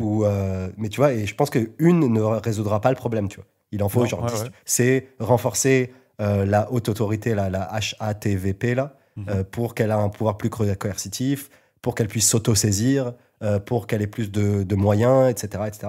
mm. Euh, et tu vois, je pense qu'il y a comme ça un chapelet de mesures qu'on pourrait mettre. Et je pense qu'il n'y a pas the truc qui résout le problème, tu vois. Oui, oui. Non, je suis d'accord, ouais. Ça, c'est intéressant. Et, et du coup, pour aller ouais, dans le sens de la pensée unique, mais enfin, je pense qu'on a compris, en gros, ils pensent tous la même chose. Et c'est vrai que moi, je trouve que ça m'aide à définir le néolibéralisme. J'avais un peu du mal avec néolibéralisme. Tu sais, c'est comme des mots qu'on utilise, genre fascisme et tout, mais en fait, personne ne sait vraiment ce que ça veut dire. Et tu vois, si tu fais la liste de c'est quoi le néolibéralisme, ben, c'est les privatisations, baisser les aides sociales, baisser les impôts des riches, s'indigner du SMIC, les prestations sociales, ça coûte trop cher, comme les retraites, assurance maladie, assurance chômage, tout ça. Et c'est vrai que quand tu as fait la liste de ces trucs-là, je trouve déjà ça illustre un peu mieux ce que c'est le néolibéralisme. Oui, je suis d'accord. En fait, je pense qu'il y a une sorte de théorie chapeau Ouais. qui est de dire je crois en l'efficience du marché et du domaine privé. Et je pense que le Oui, c'est domaine ça. privé et le marché est plus efficace que la planification ou Ouais. que la régulation publique. Mais c'est Donc trop ça, c'est abstrait pour moi. Ça, c'est trop abstrait pour moi, justement. voilà. Donc ça c'est l'idée Mm. chapeau. Mm. Et après, tu la déclines en mesures concrètes qui sont les 10 trucs que tu as dit ou 20 Ouais, trucs. c'est ça. Donc tu vois, moi je trouve ça intéressant parce que moi, ce que tu as dit, je l'avais en tête. Ouais, Et juste, c'était trop abstrait. Et donc du coup, ça me servait exactement. à rien, quoi. C'est ça. Et la manière dont Mm. ça se décline, c'est effectivement, Mm. du coup, vu que je crois que le marché est plus puissant, je privatise Ouais. et plus efficace. Vu que je crois que le marché peut s'autoréguler et j'enlève les régulations. Donc j'enlève le SMIC, j'enlève le machin. Vu que je crois que la compétition, c'est la valeur cardinale qui va générer de l'efficience, du coup, j'enlève les salaires minimums et j'enlève les barrières au licenciement. Tu vois, genre... Ouais. Ouais. Et il y a un point qui est important, c'est... tu sais, tout à l'heure, on expliquait que en fait, cette espèce de vague de privatisation, mais en fait, tu peux l'élargir à cette vague de néolibéralisme. Elle a commencé en 86 avec la cohabitation Jacques Chirac-Mitterrand. Et en fait, tu peux faire une sorte d'analyse en disant, mais en fait, depuis 86, tout le monde, à gauche ou à droite, qui a été au pouvoir, a fait plus ou moins la même politique néolibérale. Et du coup, ce qu'il dit, Laurent Mauduit, c'est que finalement, cette espèce de tendance, elle est très bien incarnée par Emmanuel Macron, qui finalement explique que son projet n'est ni de droite ni de gauche, mais juste réaliste. Tu sais, il disait cette phrase-là. Et en fait, ouais, ça incarne très bien ce phénomène qui est en fait que, bah, du coup, vu qu'à droite et à gauche, tu fais la même chose, bah, autant avoir un mec qui est ni de droite ni de gauche et qui fait cette même chose, en fait. Et donc, Oui, je suis d'accord. voilà. Et il incarne très bien ce truc. Et donc, je trouvais ça intéressant comme. Enfin, c'est vraiment une sorte. C'est l'apothéose du phénomène, quoi. C'est-à-dire que c'est. Oui, je suis d'accord. Tu vois, Je pense que intéressant. c'est une bonne manière de le présenter. Mm. De le dire effectivement, vu que les distinctions entre la gauche et la droite ont été supprimées par la toute-puissance du marché et du néolibéralisme. Ouais. Et du coup, en fait, ils se sont tous rejoints autour de cette nouvelle doxa. Mhm. Du coup, les différences se sont estompées. Ouais. Et aujourd'hui, et ça a pu préparer l'avènement d'un gars comme Macron qui est de dire, en fait, ça n'a aucun sens, gauche et droite. Mm. Mais il dit pas ce qui a du sens, c'est le néolibéralisme. Tu vois. Mais en fait, c'est le sous-texte, quoi. Ouais. Et après, ce qui est pernicieux, c'est qu'en gros, c'est difficile de le déloger du pouvoir, quoi, parce qu'en gros, enfin, si tu votes pour Mélenchon, t'es zadiste, si tu votes pour Le Pen, t'es raciste, et après, tu fais quoi? Enfin, tu vois, genre, en gros, il est difficile à déloger, quoi, justement parce qu'il a fusionné les deux côtés, quoi. Donc, c'est un peu pernicieux. Et d'ailleurs, il y a Alain Minc qui revient. Parce que Alain Minc, apparemment, il a inventé un terme qui s'appelle la politique du cercle de la raison. Et donc, c'est pour désigner, en gros, ce truc qui est de dire bah, on pense tous la même chose parce que c'est la seule manière raisonnable de penser. Parce qu'on a raison. Parce qu'on a raison. Et donc, du coup, voilà, bah, il appelle ça la politique du cercle de la raison. C'est cette politique ni à gauche ni à droite néolibérale. Et donc voilà, bah, en gros, lui prendre sa thune, c'est pas être dans le cercle de la raison, tu vois. Donc voilà, ça tombe bien pour Alain Minc. Sacré Alain. Mais voilà, si tu lui prends sa thune, t'es pas dans le cercle de la raison. Donc bon, bah c'est cool parce que ça tombe bien pour lui, quoi. Donc je peux citer juste quelques. Mais c'est vrai. Ouais, vas-y. Pardon. En fait, c'est un raisonnement un peu abstrait que je vais avoir, mais je trouve ça bien de prendre du recul parfois sur les détails parce que, enfin, moi, il y a plein de problématiques. Quand un mec me noie dans les détails, j'ai tendance à me dire, ouais, en fait, il a pas tort. Tu vois ce que je veux dire? Oui. Genre, tu vois, genre, et en fait, genre, tu sais, par exemple, sur les pantouflages et les machins, tu vois, comme ce que je faisais, en fait, je te dis, mais je le comprends, en fait, tu sais, genre, je suis rentré dans le cadre d'un mec, tu vois. Ouais. J'ai dit genre oui, mais en fait j'ai fait telle école, puis j'ai bossé 5 ans dans le ministère comme un ouf, j'avais pas de vie, du coup je veux améliorer, tu vois, et après j'ai eu une bonne opportunité en privé, j'y suis allé, machin.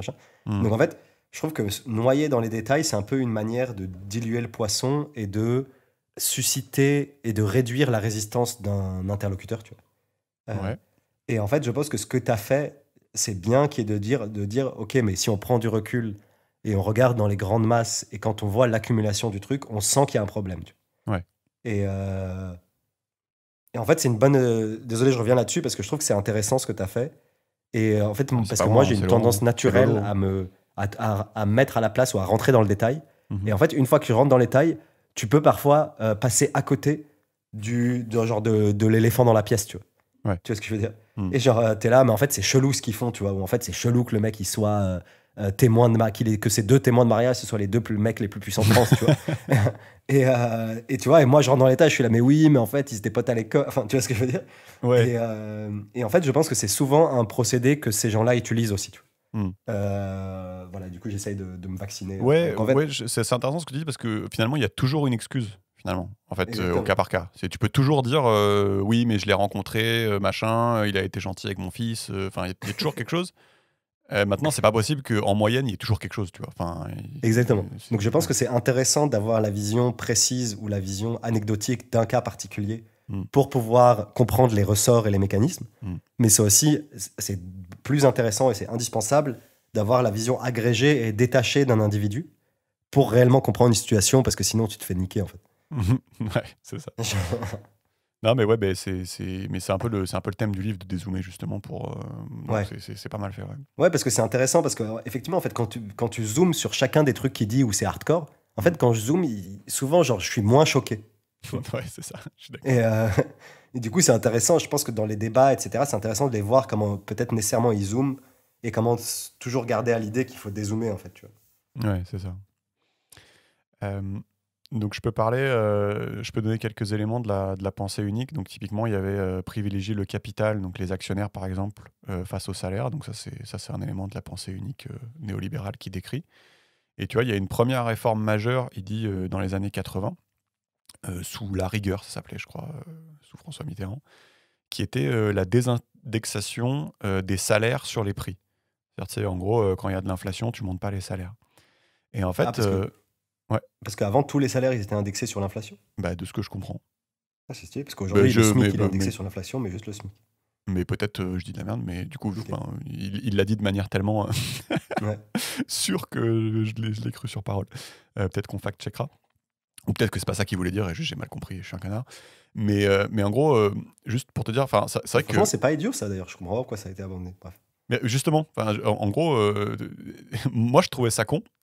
Parce que en fait, je me disais, bah, tu sais, par exemple, aujourd'hui, on a une inflation un peu écologique, c'est-à-dire que, bah, en gros, juste les trucs coûtent plus cher, donc, Oui.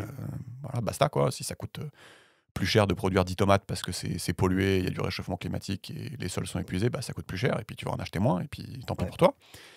Mais en fait, et du coup, si tu augmentes les salaires, bah, tu vas pas, genre, faire apparaître des tomates de façon magique, donc juste, ça marche pas. Ouais. Et en fait, j'ai réfléchi un peu, et je me suis dit, mais en fait, si tu fais ça, c'est-à-dire que si tu indexes les salaires sur sur les prix, en fait, ce qui va se passer, c'est que, bah oui, il va y avoir de l'inflation, mais en fait, ça équivaut à faire quoi? Ça équivaut à aller chercher de l'argent chez les riches.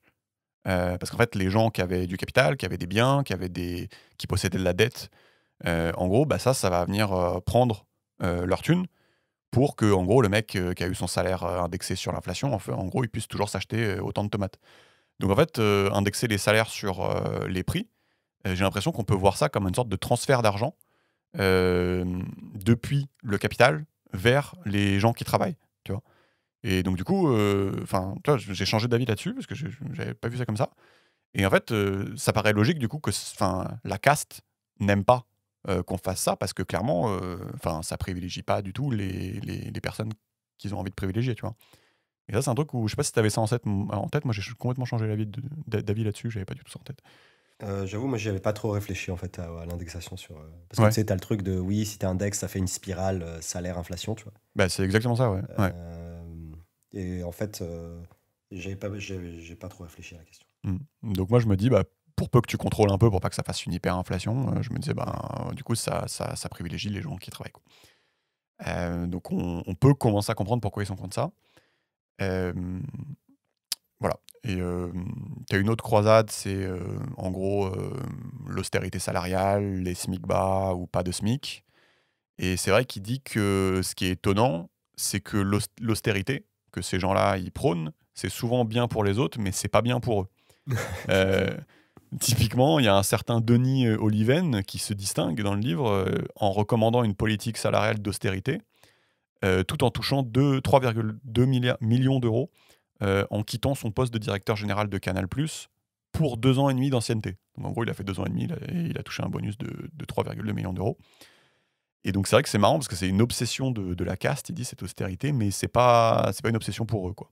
Ouais, ça, je suis d'accord. Et ça, pour le coup, vraiment, là, il n'y a pas de zoom, dézoom. Là, genre, moi, ça me scandalise. Non, Ouais.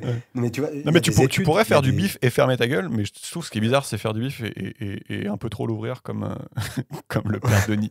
Tu vois. Ouais, non, mais surtout, genre, il y a des études, tu sais, genre, les mecs, ils disent, oui, ça va gréver notre compétitivité, la compétitivité est mondiale, et du coup, en fait, t'es niqué par le dumping social des Chinois, tu vois. Mm. Et en fait, ils sont là, genre, et oui, ça va niquer la compétitivité, etc. Et en fait, dès que tu veux plafonner les bonus ou les salaires, Ils te disent oui, mais en fait, du coup, les grandes entreprises vont pouvoir moins attirer les talents, machin. Et en fait, il y a des Oui, c'est études. complètement opposé. Enfin, oui, c'est ça. Ouais, et il y a des études il y a plusieurs études et même il y a des macro-études sur la corrélation entre la rémunération d'un dirigeant et la performance de son entreprise. Hmm. Notamment des entreprises cotées, parce que les entreprises cotées, tu connais la performance précise et tu connais la rémunération des dirigeants. Hmm. Et en fait, il y a une décorrélation totale, tu vois. Genre juste, c'est pas parce que tu payes plus un mec que le mec il va mieux gérer la boîte, tu vois. Oui, oui, oui. Et genre juste ça, it's a fucking fact, tu vois. Et genre, et les mecs ils cassent encore les couilles de oui, si on paye pas 10 millions, on va avoir des mauvais, tu vois. Ça vraiment c'est scandaleux, tu vois.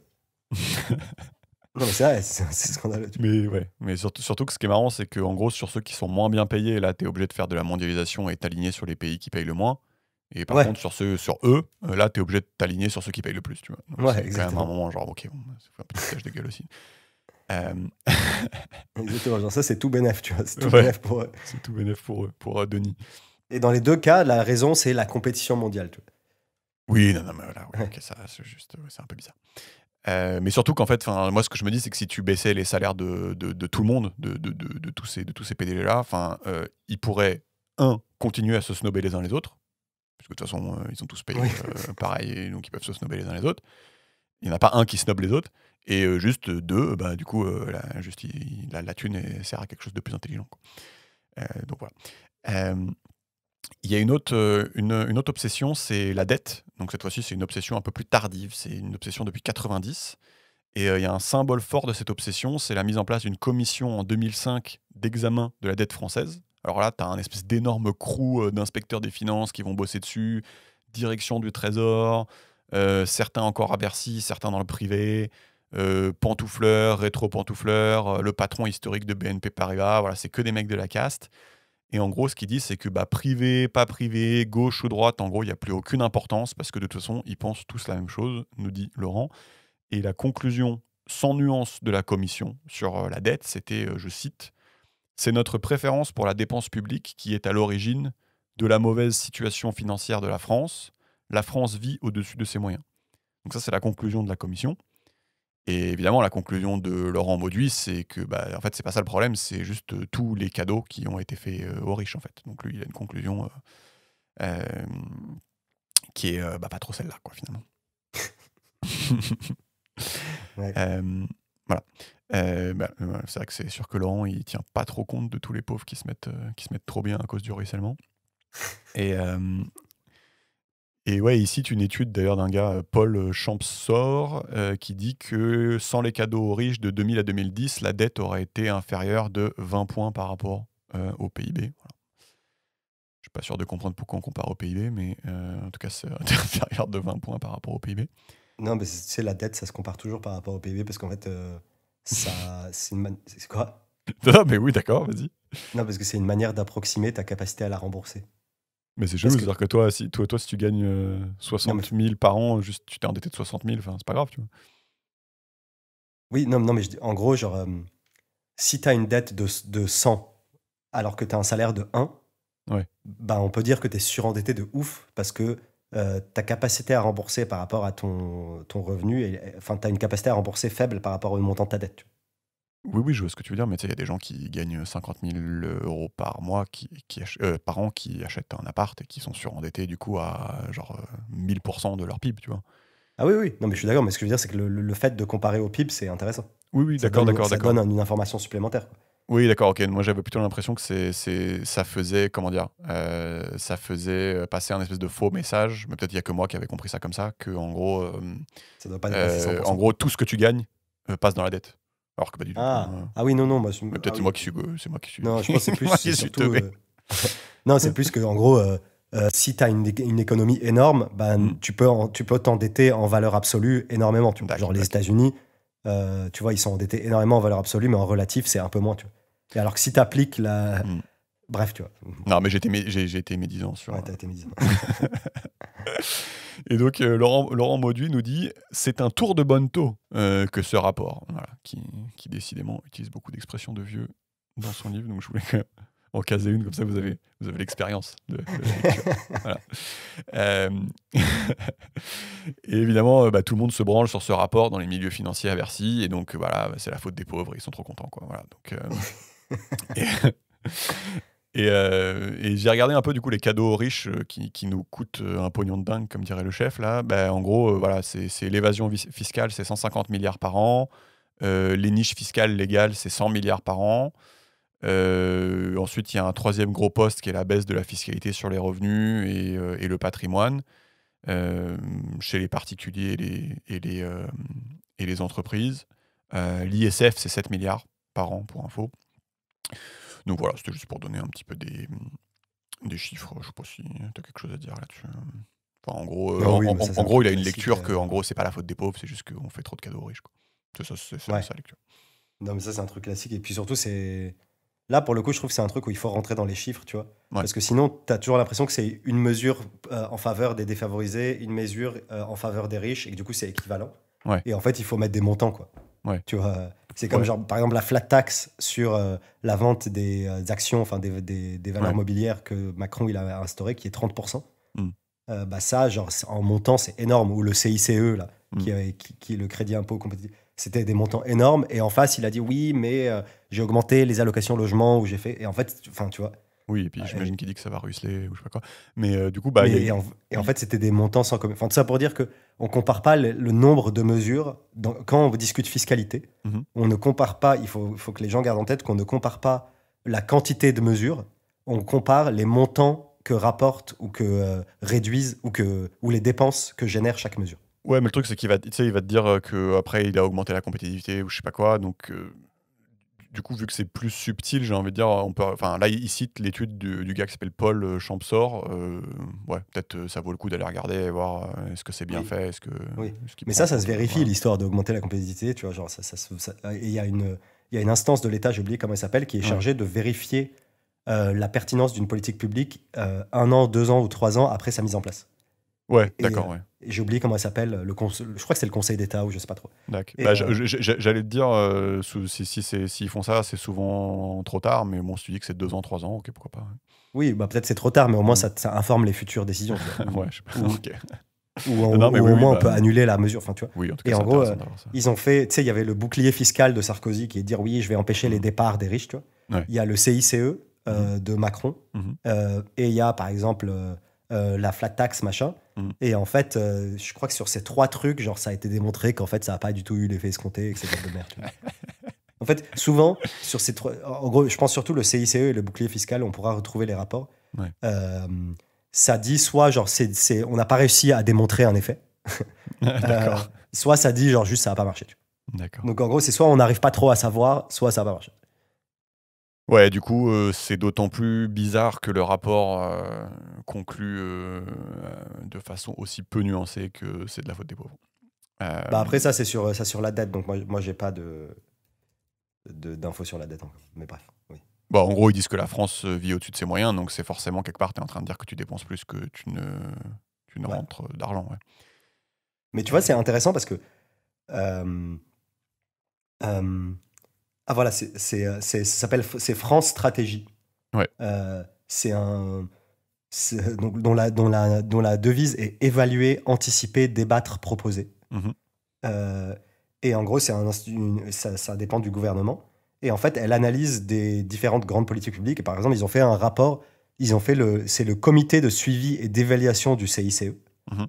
qui ont lancé une démarche d'évaluation Mhm. qu'ils ont entamée en 2013. Et depuis, ils ont publié 6 rapports pour voir si le CICE, ça a servi à quelque chose. Tu vois. Et juste pour comprendre, c'est une instance gouvernementale ou c'est genre un Oui, truc c'est une instance gouvernementale. D'accord. Ok. Et en fait, je trouve ça intéressant. Enfin, pourquoi j'insiste là-dessus? Parce que, tu sais, souvent, on discute de genre... voilà, France Stratégie, c'est une institution rattachée au Premier ministre D'accord. qui a été créée en avril 2013. Et en fait, c'est la suite du Commissariat général du plan et d'analyse stratégique. Mm. Donc, en fait, c'est un truc intéressant. Enfin, pour moi, c'est un truc qui va prendre de plus en plus d'importance, enfin, qui devrait prendre de plus en plus d'importance, tu vois. Ouais. Notamment dans un monde sobre où il faut mieux planifier, tu vois. Mm. Et donc, en gros, ça a pris la suite du Commissariat général au plan. Ça dépend du Premier ministre et ça repose sur 4 métiers. Évaluer les politiques publiques, anticiper les mutations à venir, débattre avec les experts et un quatrième truc, tu vois. Euh, et en gros, je trouve ça intéressant parce que pourquoi je casse les couilles avec ça? Parce que tu sais, souvent on discute d'une politique quand elle va être mise en place ou genre quand elle vient d'être mise en place, on dit oui, c'est de la merde, Macron c'est un connard, ou oui, ça c'est trop bien, enfin ça a été fait, tu vois. Mm. Et en fait, il y a une institution qui évalue est-ce que réellement ça a été bien. Et en fait, ça, souvent, genre, ça a zéro surface médiatique. Tu vois. Genre, C'est vrai. tu vois ce que je veux dire? Oui. Genre, il y a une surface médiatique énorme au moment où la loi est débattue et les gens s'écharpent et on est là, ah, c'est de la merde, moi je suis sûr que c'est nul, machin. Oui. Et en fait, Oui. quand il y a des gars qui bossent pendant des années pour évaluer l'impact réel que ça a eu, ça, tout le monde s'en branle. tu Tout le monde s'en prend. Et, Bah, et genre, moi, j'avoue, souvent, je vais casser les couilles sur le fait que, genre, regardez ces putains de rapports, genre, c'est intéressant, tu vois. Mhm. Et en plus, c'est informé, puisque c'est pas de la théorie, puisque c'est de l'empirique, tu vois. Ouais. Alors que tant que la loi, elle est pas mise en place, c'est toujours de la théorique. Donc, Mhm. après, c'est toujours intéressant d'avoir des débats théoriques avant de mettre en place un truc, tu vois. Mhm. Mais, enfin, j'accorde quand même plus de valeur à l'empirique, tu vois. Mhm. Et, bref. Non, bah ouais, c'est intéressant, mais ça peut informer du coup les politiques futures. Ouais, je suis Voilà. d'accord. Tout ça pour dire, genre, tapez-vous les Ouais. rapports de France Stratégie, tu vois. Ouais. Et genre, c'est intéressant. Ouais. Après, je sais pas si ça empêche le mec de faire oui, mais moi, quand ce truc-là, ça va marcher, mais bon, bah, Oui, mais c'est bon, sûr que là, tu peux plus le bifler, tu vois. c'est sûr. Et en plus, tu sais, ils font c'est comme des recherches. Ils font un grand dossier de genre, je sais pas, 50 ou 100 pages et il y a un abstract, quoi. Donc, t'es pas obligé de te le taper en entier. Ah, d'accord. Genre, Tu lis la conclusion. ouais, il y a genre, oui, le CICE, c'est de la merde, tu vois. D'accord. Point. Point, tu vois. Il y a un autre truc sympa, c'est qu'ils font apparemment une grosse croisade aussi contre le livret A. Donc, tu vois, moi, le livret A, je savais pas comment ça marchait, en fait. En fait, le livret A, c'est... tu as les collectivités ou les offices HLM qui se servent dedans. Et en fait, c'est eux, tu sais, qui vont investir dans l'immobilier, qui vont construire des trucs et qui après vont te rémunérer en fonction des loyers, tes 2% d'intérêt du livret A. Donc ça marche comme ça. Donc en fait, c'est pas l'argent des banques en fait. Je savais pas. Oui, en fait, toute l'épargne, ce qu'on appelle l'épargne réglementée en France, Ouais. c'est livret A, PEA, PEL. Ouais. Et en gros, ça, c'est réglementé par l'État qui fixe les taux de ces trucs-là et le Mhm. montant maximal que tu peux mettre Mhm. sur un livret A, machin. Et en fait, c'est l'épargne réglementée, elle est utilisée par l'État, donc notamment la banque de l'État qui est la Caisse des dépôts, qui va utiliser cet argent pour des investissements décidés par la puissance publique. Tu vois. Et donc, Ouais. l'essentiel de l'épargne réglementée, elle va effectivement au logement public, qui est le livret A, ça va au logement public. Et après, il y a certaines épargnes réglementées, genre PEL, PEA, qui vont pour d'autres trucs. Ah d'accord, je savais pas qu'il y avait aussi PLPA. Et d'accord, bah, Et tu vois, donc, ça, je savais pas, c'est ouais. intéressant. Et donc ça s'appelle l'épargne réglementée, dont le montant maximal et le taux est fixé par l'État. Mhm. Et après, il est collecté par les banques, mais reversé à la Caisse des dépôts. Mhm. Et après, la Caisse des dépôts assume est missionnée par l'État pour le dépenser pour différents trucs. Mhm. Et en gros, le gros de l'épargne réglementée, c'est le livret A. Et ça va à logement social. Mais tu vois, c'est ça que j'aime bien dans ce livre, c'est que du coup, ça m'a fait chercher plein de trucs. Enfin, tu vois, ça, je savais pas, typiquement, je trouve ça intéressant. Ouais. Et ça, en fait, c'est fat, hein, c'est des gros montants. Genre la Caisse des Ah, dépôts, ouais. ça déconne pas du tout. Mais du coup, justement, là, tout l'intérêt pour les banques et du coup pour la caste, dit Laurent, là, c'est d'essayer de privatiser le livret A, justement pour avoir accès en fait à la thune et pour pouvoir, je sais pas ce qu'ils font Exactement. avec. Soit privatiser le livret A, soit rendre moins attractif l'épargne réglementée, Ouais, pour qu'en fait l'épargne se dirige vers du non réglementé, donc du Ouais. privé. Quoi. d'accord. Donc voilà, ça je trouvais ça intéressant, donc faudra peut-être surveiller ça. Et voilà, il y a une croisade contre le train de vie des retraités. Il y avait la hausse de la CSG qui les impacte beaucoup. Et juste, il y a une petite phrase, mais que j'ai trouvée intéressante. Tu sais, il parle de croisade contre la santé avec le numerus clausus. Tu sais, le fait qu'en gros, tu n'as qu'un certain nombre de médecins. Oui, mais ça pour le coup, j'ai l'impression que c'est un peu la connerie du siècle. Hein. Genre, Justement, ils disent moins de médecins, moins d'ordonnances, et donc moins de thunes à dépenser en termes oui, d'assurance exactement. maladie. Alors ça, j'ai lu ou j'ai entendu une ou deux personnes parler de ça. Donc en gros, c'est à prendre avec des pincettes ce que je vais dire.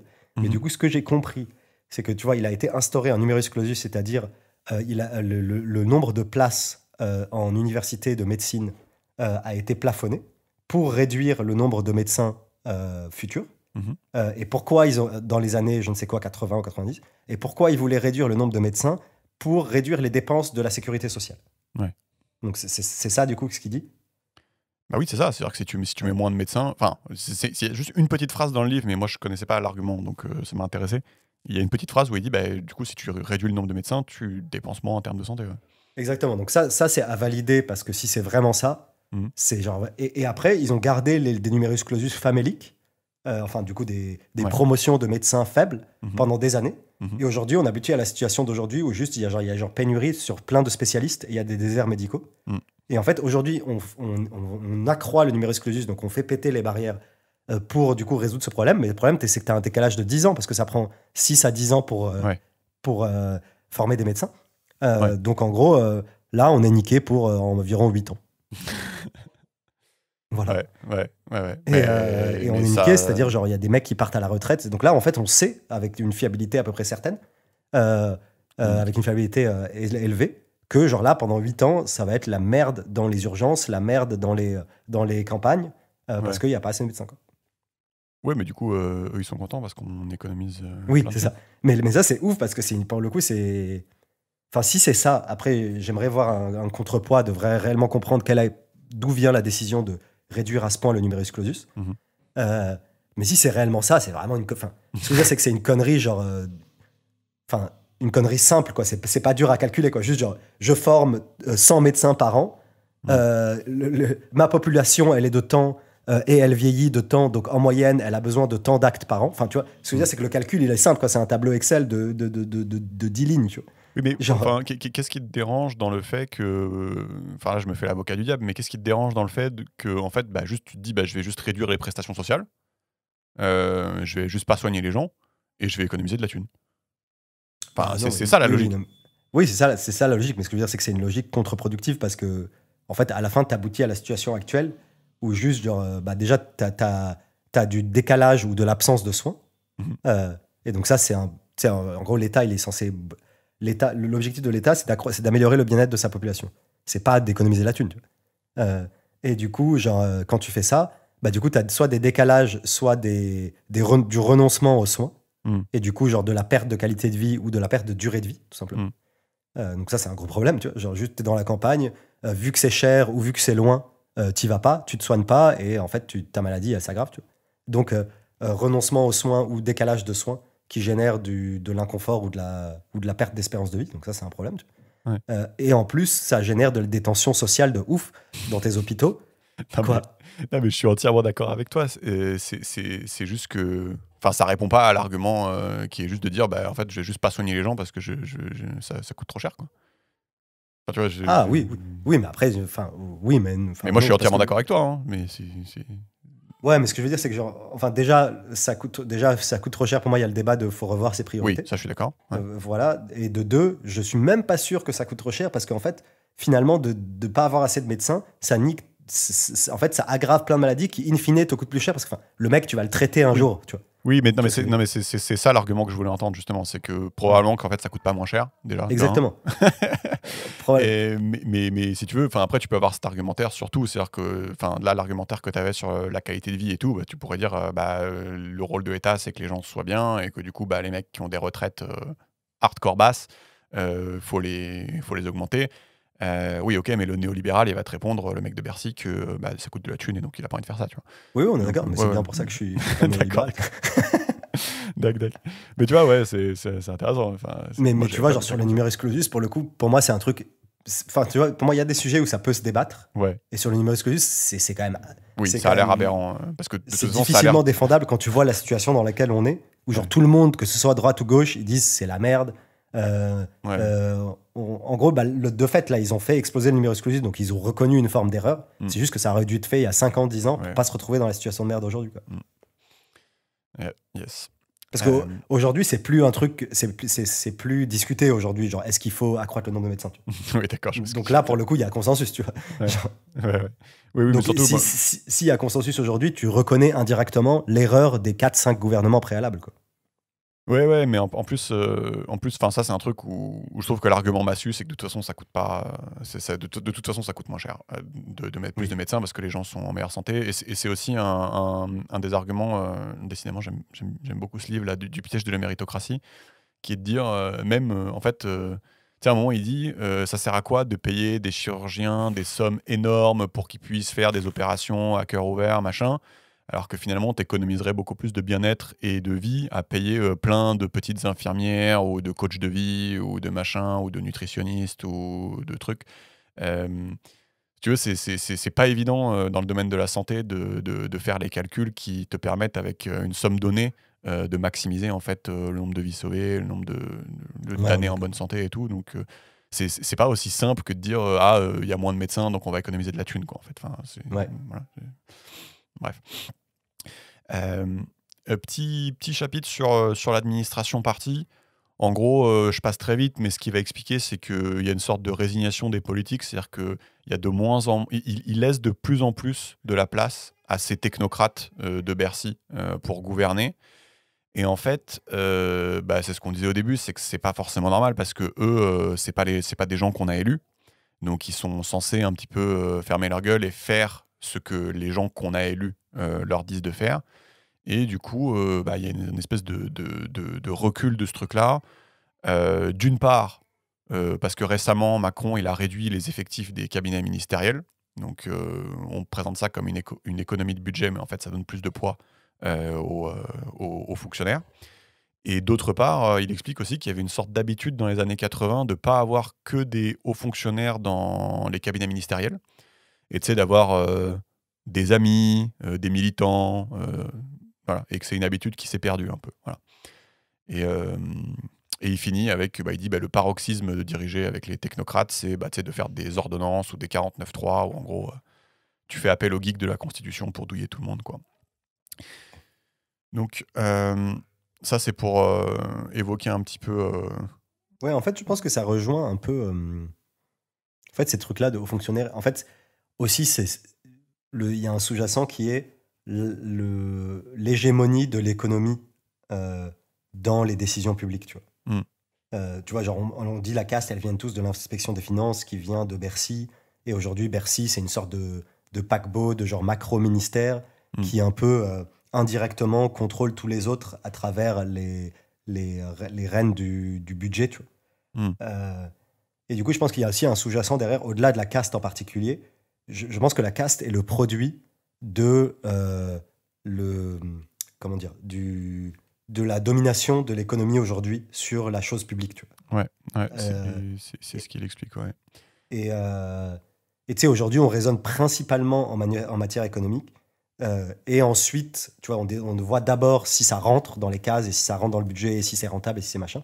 Hmm. Et après, on discute des autres aspects, culturels, sociologiques, écologiques, etc. Mais tu vois, je pense qu'il y a quand même un prérequis qui est toujours économique à la base. Et du coup, ça contraint vachement le champ des possibles. Ouais, et en fait, Euh, je peux illustrer ce que tu dis justement parce il parle à un moment, il élargit, il dit un peu qu'est-ce qui se passe au niveau européen. Et je sais pas si tu vois, mais il va citer deux cas qui sont, tu sais, quand l'Italie et la Grèce étaient pas bien suite à la crise de 2008. Euh, En gros, ils ont mis des technocrates, comme ils les appellent, à la tête du gouvernement. Donc, il y a Mario Monti, qui est un ancien de Goldman Sachs en Italie. Il y a Lucas Papadimos, qui est un ancien de la Banque Centrale Européenne, euh, qui a été mis en Grèce. Et en fait, il y a ce côté, je sais pas si tu vois ce qu'il veut dire, c'est il y a un côté, élisez qui vous voulez, mais par contre, touchez pas au néolibéralisme. Tu vois ce que je veux dire? C'est-à-dire, vous avez le droit de toucher oui. à tout, sauf au néolibéralisme. Vous êtes obligé de garder cette politique d'austérité. Vous êtes obligé de faire X, Y, machin. Et après, élisez qui vous voulez. Donc ça rejoint un peu ce que tu disais. Oui. C'est-à-dire que, en fait, fais ce que tu veux du moment que tu fais X, Ouais. Y et Z, quoi. Mais c'est ce que C'est un je peu suis bizarre. d'accord. Et du coup, enfin, je trouve que cette prégnance de l'économie, ça restreint le champ des possibles et ça Mm. restreint les marges de manœuvre des Ouais. fonctionnaires ou des hommes politiques. Mm. Euh, Et du coup, en fait, ça rejoint aussi la notion de fenêtre d'Overton, quoi. Aujourd'hui, en fait, ce que tu peux faire ou ce que tu penses pouvoir faire, il est grandement réduit Mm. parce que tu as les enjeux de budget, de on est surendetté, de on ne peut pas augmenter la charge fiscale parce que la France est un des pays qui a le plus haut niveau de prélèvement du monde. Mm. Et du coup, en fait, je pense que ça génère une forme de. Je pense que ça peut générer une forme de détresse de la classe politique. Mm. Qui en fait tu perds tes idéaux parce que juste t'as plus de marge de manœuvre, quoi. Tu sens, enfin, ou peut-être en théorie, quoi, on t'a conditionné pour croire qu'en Ouais. fait tu peux plus rien faire, quoi. Mais, si, complètement, en fait. Et d'ailleurs, tu sais, il liste tous les traités européens qui vont dans ce sens-là, là, néolibéral, qui, en fait, bah, je peux les citer. Tu sais, il y a le traité de Maastricht où ils disent déficit public max autorisé de 3% de la richesse nationale et 60% de la dette publique. Traité d'Amsterdam, indépendance de la Banque Centrale Européenne. En 2005, en 2011, il y a encore des durcissements. Et en fait, typiquement, ça devient du coup euh, inconstitutionnel de faire autre chose. Tu vois son point, bah, c'est que c'est gravé. Enfin, c'est comme si ce set de mesures économiques était gravé dans la Constitution, en fait. Ouais. Et donc, juste, tu peux rien faire. Ouais, après, enfin, moi je suis, comment dire, genre, je suis pas contre qu'il y ait des règles du jeu pour pas que tu puisses avoir genre un Bolsonaro qui débarque et qui fait de la merde, tu vois. Mm. Donc, enfin, je pense qu'il faut qu'il y ait une forme de règles, des formes de règles qui soient basées un minimum sur la rationalité économique, enfin, ou en tout cas sur des théories économiques. Mm. Parce qu'en fait, si tu fais de la merde, comment dire? En fait, c'est compliqué, voilà. En fait, mon point, c'est que, voilà, la, les dépenses et la dette, elles perdurent à l'infini, sur les Mm. générations futures. Mm. Alors que toi, ton mandat, il est instantané, ou il est sur 5-10 ans. Mm. Et donc, en fait, pour moi, il y a une tension intrinsèque entre les mandats politiques, entre le fonctionnement actuel de la démocratie, Mm. qui est de dire je veux être élu maintenant pour les 10 prochaines années. Et du coup, j'ai intérêt à surpromettre et à surdépenser. Parce que, du coup, si j'ai une mauvaise gestion financière, ce ne sera pas assumé par moi, mais ce sera assumé par mes opposants ou par les générations futures. Mm. Et donc, je pense que pour corriger cette dichotomie entre la temporalité démocratique et la temporalité financière, il faut un minimum de règles. Tu vois, de dire, genre, tu peux pas, comme ça, en un mandat ou en 2 mandats, claquer du bif de ouf sous prétexte qu'on t'a élu. Mm. Enfin, à mon sens, moi, ce serait préjudiciable. Ouais. Donc, je pense qu'il faut qu'il y ait un minimum de règles et de plafonds et un peu de règles du jeu. Mais je pense que c'est aller trop loin et qu'aujourd'hui, on a un peu paralysé la volonté populaire et la volonté politique avec des espèces de chaînes financières qui sont vraiment hyper tight, tu vois. Mais pour moi, il faut quand même qu'il y ait un peu des chaînes financières, tu vois. Parce que, en fait, toi, en tant qu'homme politique, tu as tout intérêt à berner les gens et à dire ouais, je vais vous mettre trop bien, SMIC de ouf, je vais claquer, tu vois ce que je veux dire. Et on le voit pour l'écologie, les gens sont très bons pour voir les avantages, enfin les intérêts à court terme et très mauvais pour voir les conséquences long terme, tu vois. Ouais, c'est intéressant ce que tu dis, oui. Donc, tu vois, ce que je veux dire, c'est que moi, ça me choque pas qu'il y ait des macro-règles constitutionnelles qui échappent à la volonté publique, enfin, qui soient vraiment gravées dans le marbre.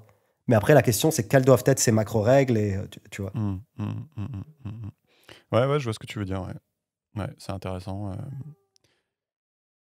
Après, je connais pas bien l'exemple de la Grèce, mais tu vois, je crois qu'ils voulaient faire un référendum à un moment pour qu'elle décide un peu de son destin. Finalement, ils l'ont pas fait. C'est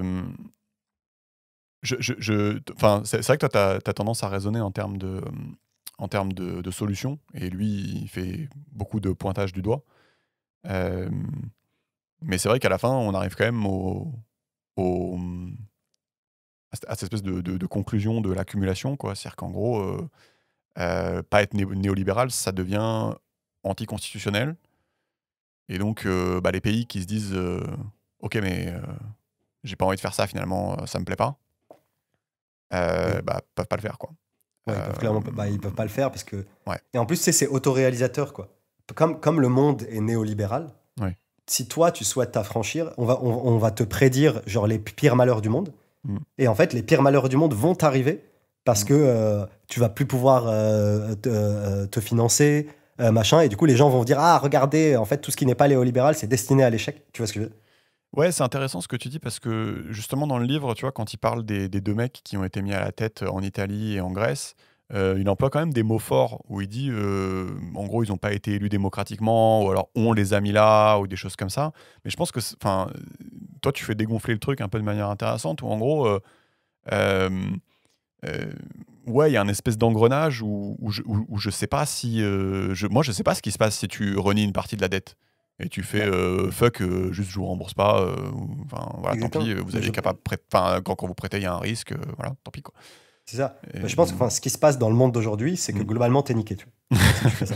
Ouais, peut-être, ouais. Ouais, Et enfin, modulo quelques gros pays, genre, je pense, tu vois. ouais. Mais en gros, genre, aujourd'hui, il est très dur de faire ça, alors que, enfin, ouais, bref, ça rejoint ce que tu dis. Effectivement, t'as un dogme néolibéral qui contraint beaucoup l'action publique. Hmm. Et je pense qu'aujourd'hui, c'est problématique, notamment pour des raisons écologiques, quoi. Ouais. Genre, aujourd'hui, il faut s'affranchir du dogme néolibéral pour répondre à l'urgence absolue qui est la survie de l'humanité qui est mise en danger par le réchauffement climatique. Hmm. La survie de l'humanité à très court terme. Hmm. Et du coup, aujourd'hui, il faut absolument s'affranchir de ça, tu vois. Il faut arrêter... et il faut Ouais. s'affranchir de ça, il faut créer un peu des nouvelles trucs, tu vois. Donc moi, je te rejoins sur l'aspect... aujourd'hui, c'est beaucoup trop contraignant et il y a un dogme néolibéral qui nous empêche de penser autrement et qui met trop bien un certain nombre d'individus. Hmm. Et donc, il faut s'en affranchir. Mais je mets juste un petit bémol qui est il faut pas mettre pas de règles parce que sinon tu es ouvert au populisme et tu as un Bolsonaro qui va te faire de la merde totale, tu vois. Ouais, et moi j'avais réfléchi un peu à ça, mais en fait je me disais, tu vois, imagine, imagine tu fais fuck et tu dis bon bah ok, moi je sors de cette logique néolibérale, je veux plus de ça. En fait, je pense que c'est très possible que tu vas t'appauvrir, tu vois, dans le sens où bah, tu vas sortir d'un espèce de marché mondialisé, tu vas plus pouvoir avoir le bidule sur Amazon qui est là en 2 minutes, ou alors enfin, tu vois, tu vas plus recevoir les trucs du bout du monde que tu produis pas chez toi, machin. Donc je pense que ça, c'est un fait, tu vois. Maintenant, peut-être que c'est pas forcément plus mal, tu vois. On en parlait dans d'autres livres, que peut-être que tu trouves une autre forme de satisfaction. Voilà, ton eau elle est moins polluée, ton air il est moins pollué, tu te balades à vélo. Enfin, bref, t'es moins dans le matériel, t'es plus dans je passe du temps avec mes amis, machin. Enfin, tu vois. Donc je pense que c'est vrai que si tu sors de cette logique-là, tu te fais avoir. Par contre, est-ce que si tu sors bien de cette logique-là, il n'y a pas quelque chose à gagner? Tu vois, c'est peut-être là qu'est la réponse à cette question, quoi. Mais Yes. bon, tu vois, je me tâte un peu. Euh, on peut parler 2 minutes de l'ENA et après on a fini. Euh, mais bon, je trouvais ça intéressant. Bon, déjà, moi, je savais pas forcément, c'était pas très clair pour moi, mais du coup, l'ENA, c'est ceux qui forment les hauts fonctionnaires qui sont destinés au poste administratif. Et tu vois, les écoles comme Polytechnique et l'ENS, ça va être les hauts fonctionnaires destinés au poste technique, pas forcément administratif. Et donc, quand on parle de la caste, on parle essentiellement de l'ENA, quoi. Donc, la Cour des comptes, le Conseil d'État, l'Inspection générale des finances, c'est l'ENA. Du coup, et donc, bah voilà, l'ENA, ça a été créé pour rendre l'accès à la haute administration accessible à tout le monde. Donc, on voulait que ça soit méritocratique, on voulait que ça soit égalitaire. Et du coup, juste un peu avant la Deuxième Guerre mondiale, tu as un projet de loi qui est mis sur la table, qui est de créer cette école pour la fonction publique. Il est voté en 1939, mais il y a la guerre qui éclate. Donc c'est pas mis en place. Et, euh, et même, on se dit, pendant la guerre, tu vois, le fait que toute la haute administration française se soit rangée du côté des Allemands tout de suite, sans attendre un tout petit peu, justement, on se dit, il y a un problème, donc ça peut être une bonne idée de créer cette école de façon méritocratique et ça va être cool, quoi. Et, euh, et donc finalement, t'as l'ENA qui est créée et Laurent Mauduit, il dit que ça remplit pas forcément le rôle qu'on avait en tête. C'est-à-dire que ouais, ça devient un peu un espèce de nid à élite, un espèce de nid à copinage et à formatage. Et en fait, le fait de passer en mode méritocratie, en fait, ça aide pas forcément à diversifier beaucoup plus que ça le truc, tu vois. Donc ça, on en parlait un peu tout à l'heure. Euh, Et ce qui est rigolo, c'est qu'il donne des extraits de rapports, tu sais, du jury de l'ENA, donc typiquement 2016-2017, il dit. Et donc le jury de l'ENA, il dit bah, absence de sens critique des candidats, incapacité à prendre de la hauteur, conformisme entre les candidats, unicité des vues des candidats qui est affolante, frilosité les empêchant de proposer leur point de vue. Donc tu vois, tu as ce genre de commentaires qui sort du jury. Après, je suis pas sûr de comprendre parce que si t'es jury et que t'es pas content des candidats qui sont comme ça, bah juste tu les prends pas. Donc ça, je suis pas sûr d'avoir compris. Non, mais après, Euh, je pense que c'est une remarque générale, quoi. En gros, t'es obligé de prendre un certain nombre de candidats pour faire ta promotion. ouais. Mais du coup, tu constates que les promotions, elles sont de plus en plus ça ou ça ou ça. Tu vois ce que je Ah veux dire. oui, d'accord. Je vois ce que tu veux dire. Enfin, Ok. j'imagine, quoi, je dis ça. Parce que non, parce que Enfin, tu pourrais te dire, bon bah si t'aimes pas le conformisme, bah prends quelqu'un qui est. Mais bon, j'imagine que c'est compliqué de mettre une mauvaise note à un mec qui est brillant mais qui pense. Exactement. Enfin, je pense que c'est un peu des remarques d'ordre général, quoi, tu Ouais. vois. Genre qui est de dire, Oui. sur les 100 candidats que j'ai vus, j'ai l'impression qu'il y a quand même plus Ouais. de conformisme cette fois, plus de machin. Tu vois. Oui, c'est vrai que quand tu essaies d'être équitable, je pense que quand il y a quelqu'un de brillant mais qui pense comme tout le monde, tu te dis, bah, je vais quand même lui mettre une bonne note. Je vais pas le saquer juste parce qu'il a pas la bonne opinion ou je sais pas quoi. Mais peut-être qu'à la fin, comme tu dis, Ouais. tu peux te dire, bah en fait, ouais, je déplore quand même qu'ils pensent tous la même chose. Euh, et voilà, et du coup, bah, ça a été dissous, et donc on a créé l'INSP à la place. Voilà, donc Laurent Mauduit, il a fait une postface au bouquin, je t'ai dit, où il dit qu'il est quand même vénère parce que voilà, il a juste repeint la façade de l'école. Bon, je sais pas, à voir. En tout cas, enfin, tu vois, c'est pas évident. Je trouve ça fort que, en tout cas, enfin, tu vois, le portrait de Macron qui est dressé dans le bouquin, c'est pas le portrait d'un mec qui va réformer l'ENA, tu vois. Ouais. Donc, je trouve que ça va pas trop dans son sens, le fait qu'il l'ait fait. Bon, maintenant, il dit ça a rien changé, mais ok. Euh, ouais, je trouve il y a des choses qui dépassent un peu, tu vois. Oui, il y a des choses. Enfin, moi, encore une fois, il faut toujours se dire, c'est des êtres humains, quoi. Genre, il y a des fois. Enfin, tu peux quand même faire des trucs qui vont à l'encontre de tes intérêts de temps en temps, quoi. Tu sais pas non plus. Tu vois. Oui, oui, ça reste des êtres humains. En gros, tu sais, tout le monde est nuancé, quoi. T'es pas 100% une raclure et t'es pas 100% un ange, quoi. Oui, oui. Enfin, à part Mère Teresa et Jeffrey Dahmer, tu vois, mais genre, sinon, à part ça, tu vois, Ouais. genre, la plupart des gens, ils sont dans la gradation entre les deux, quoi. Ouais. Bon, voilà, je pense qu'on a compris. Je vais faire la conclusion du gars. Donc, en gros, il dit, bah voilà, on est dans un coup d'état permanent. On choisit plus les gens qui nous gouvernent. D'ailleurs, dans la postface du bouquin, il parle des gilets jaunes, qui n'étaient pas là quand il a écrit le bouquin. Et il dit, bah, quelque part, c'est normal que les gens se soulèvent contre lui et contre la haute fonction publique, parce que voilà, enfin, il y a, il y a trop d'accumulation. Et il dit qu'au début, quand il a publié le livre, il se demandait s'il y allait pas un peu fort contre Emmanuel Macron et la haute fonction publique. Et il se dit qu'avec les gilets jaunes, maintenant, il est convaincu du contraire. Dans la conclusion, il va citer, on n'en avait pas parlé, il dit qu'il y a des graves atteintes, selon lui, à la liberté de la presse, avec la loi sur le secret des affaires, la loi sur les fake news, refonte de la loi progressiste de 1881. Il y a eu des perquisitions à Mediapart, apparemment, convocation de 8 journalistes par la DGSI. Et tu sais, il va citer bah, toutes les violences policières, voilà, avec les éborgnés, les mains arrachées, les blessés par flashball, grenades de désencerclement, tout ça, tout ça. Donc voilà. Donc il n'est pas content. Il dit il est temps de se doter d'une fonction publique qui travaille pour le peuple. Dans son bouquin, il propose de supprimer l'ENA et de dissoudre l'inspection générale des finances. Et il veut créer une sixième république moins autoritaire. Et il dit que, bah, a priori, on est bien parti avec toutes les dérives de Macron qui sont quand même bien visibles. Il dit qu'on voit que la cinquième république, ça peut aller assez loin dans l'illibéralité. Et donc, bah, voilà, il est pour réécrire la Constitution. C'est beau. Non, mais j'ai kiffé, moi, je trouvais ça cool. En fait, je trouve ça intéressant, tous les constats et l'aspect liste. Ouais. Je trouve que c'est intéressant parce que du coup, c'est informé, quoi, c'est factuel. Mm. Et ça permet de se rendre compte d'un certain nombre de choses.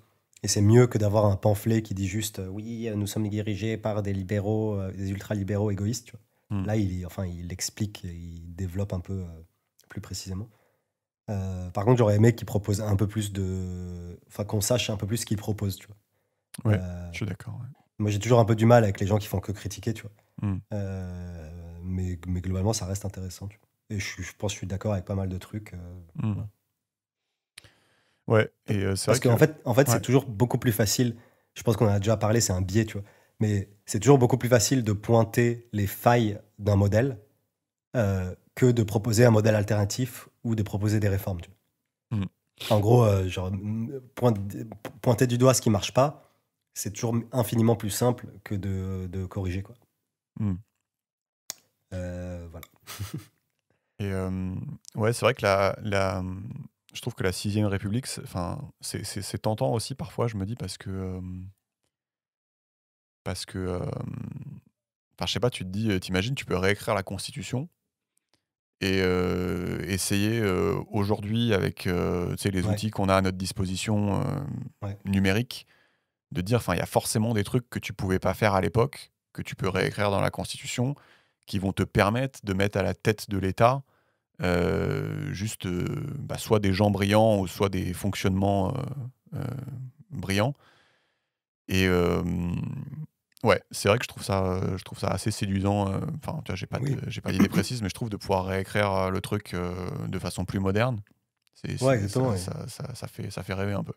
Et de corriger les faiblesses du modèle actuel qui, c'est bien, il a duré un certain temps, ce qui est Ouais. intéressant parce qu'il faut avoir du recul, tu vois. Il faut qu'il y ait Mm. une forme de stabilité dans les institutions publiques. C'est pas un truc que tu changes du jour au lendemain, tu vois. Mm. Mais là, on a un peu de recul, on a constaté, on a eu plein de gouvernements, on a eu plein de configurations, on a eu des alternances, etc. Mm. Et des cohabitations. Maintenant, on sait, je pense qu'il y a quand même un relatif consensus sur les points forts de ce mode de gouvernance et ses points faibles. Un peu trop d'autorité, le Parlement et, euh, est un peu assujetti. Sur certains aspects, il n'y a pas d'indépendance du judiciaire.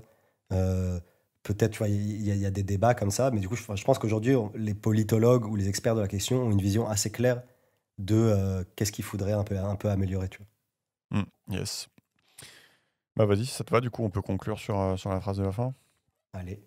Donc il dit munir la République d'une haute fonction à sa mesure, composite et égalitaire, imaginative et paritaire, représentative de la diversité des origines des citoyens et de la diversité sociale, fière de servir la République. C'est beau, voilà, Laurent Mauduit, la caste. Magnifique. Allez, Merci. bisous. Ciao, ciao. Ah, le bâtard. Je me sens que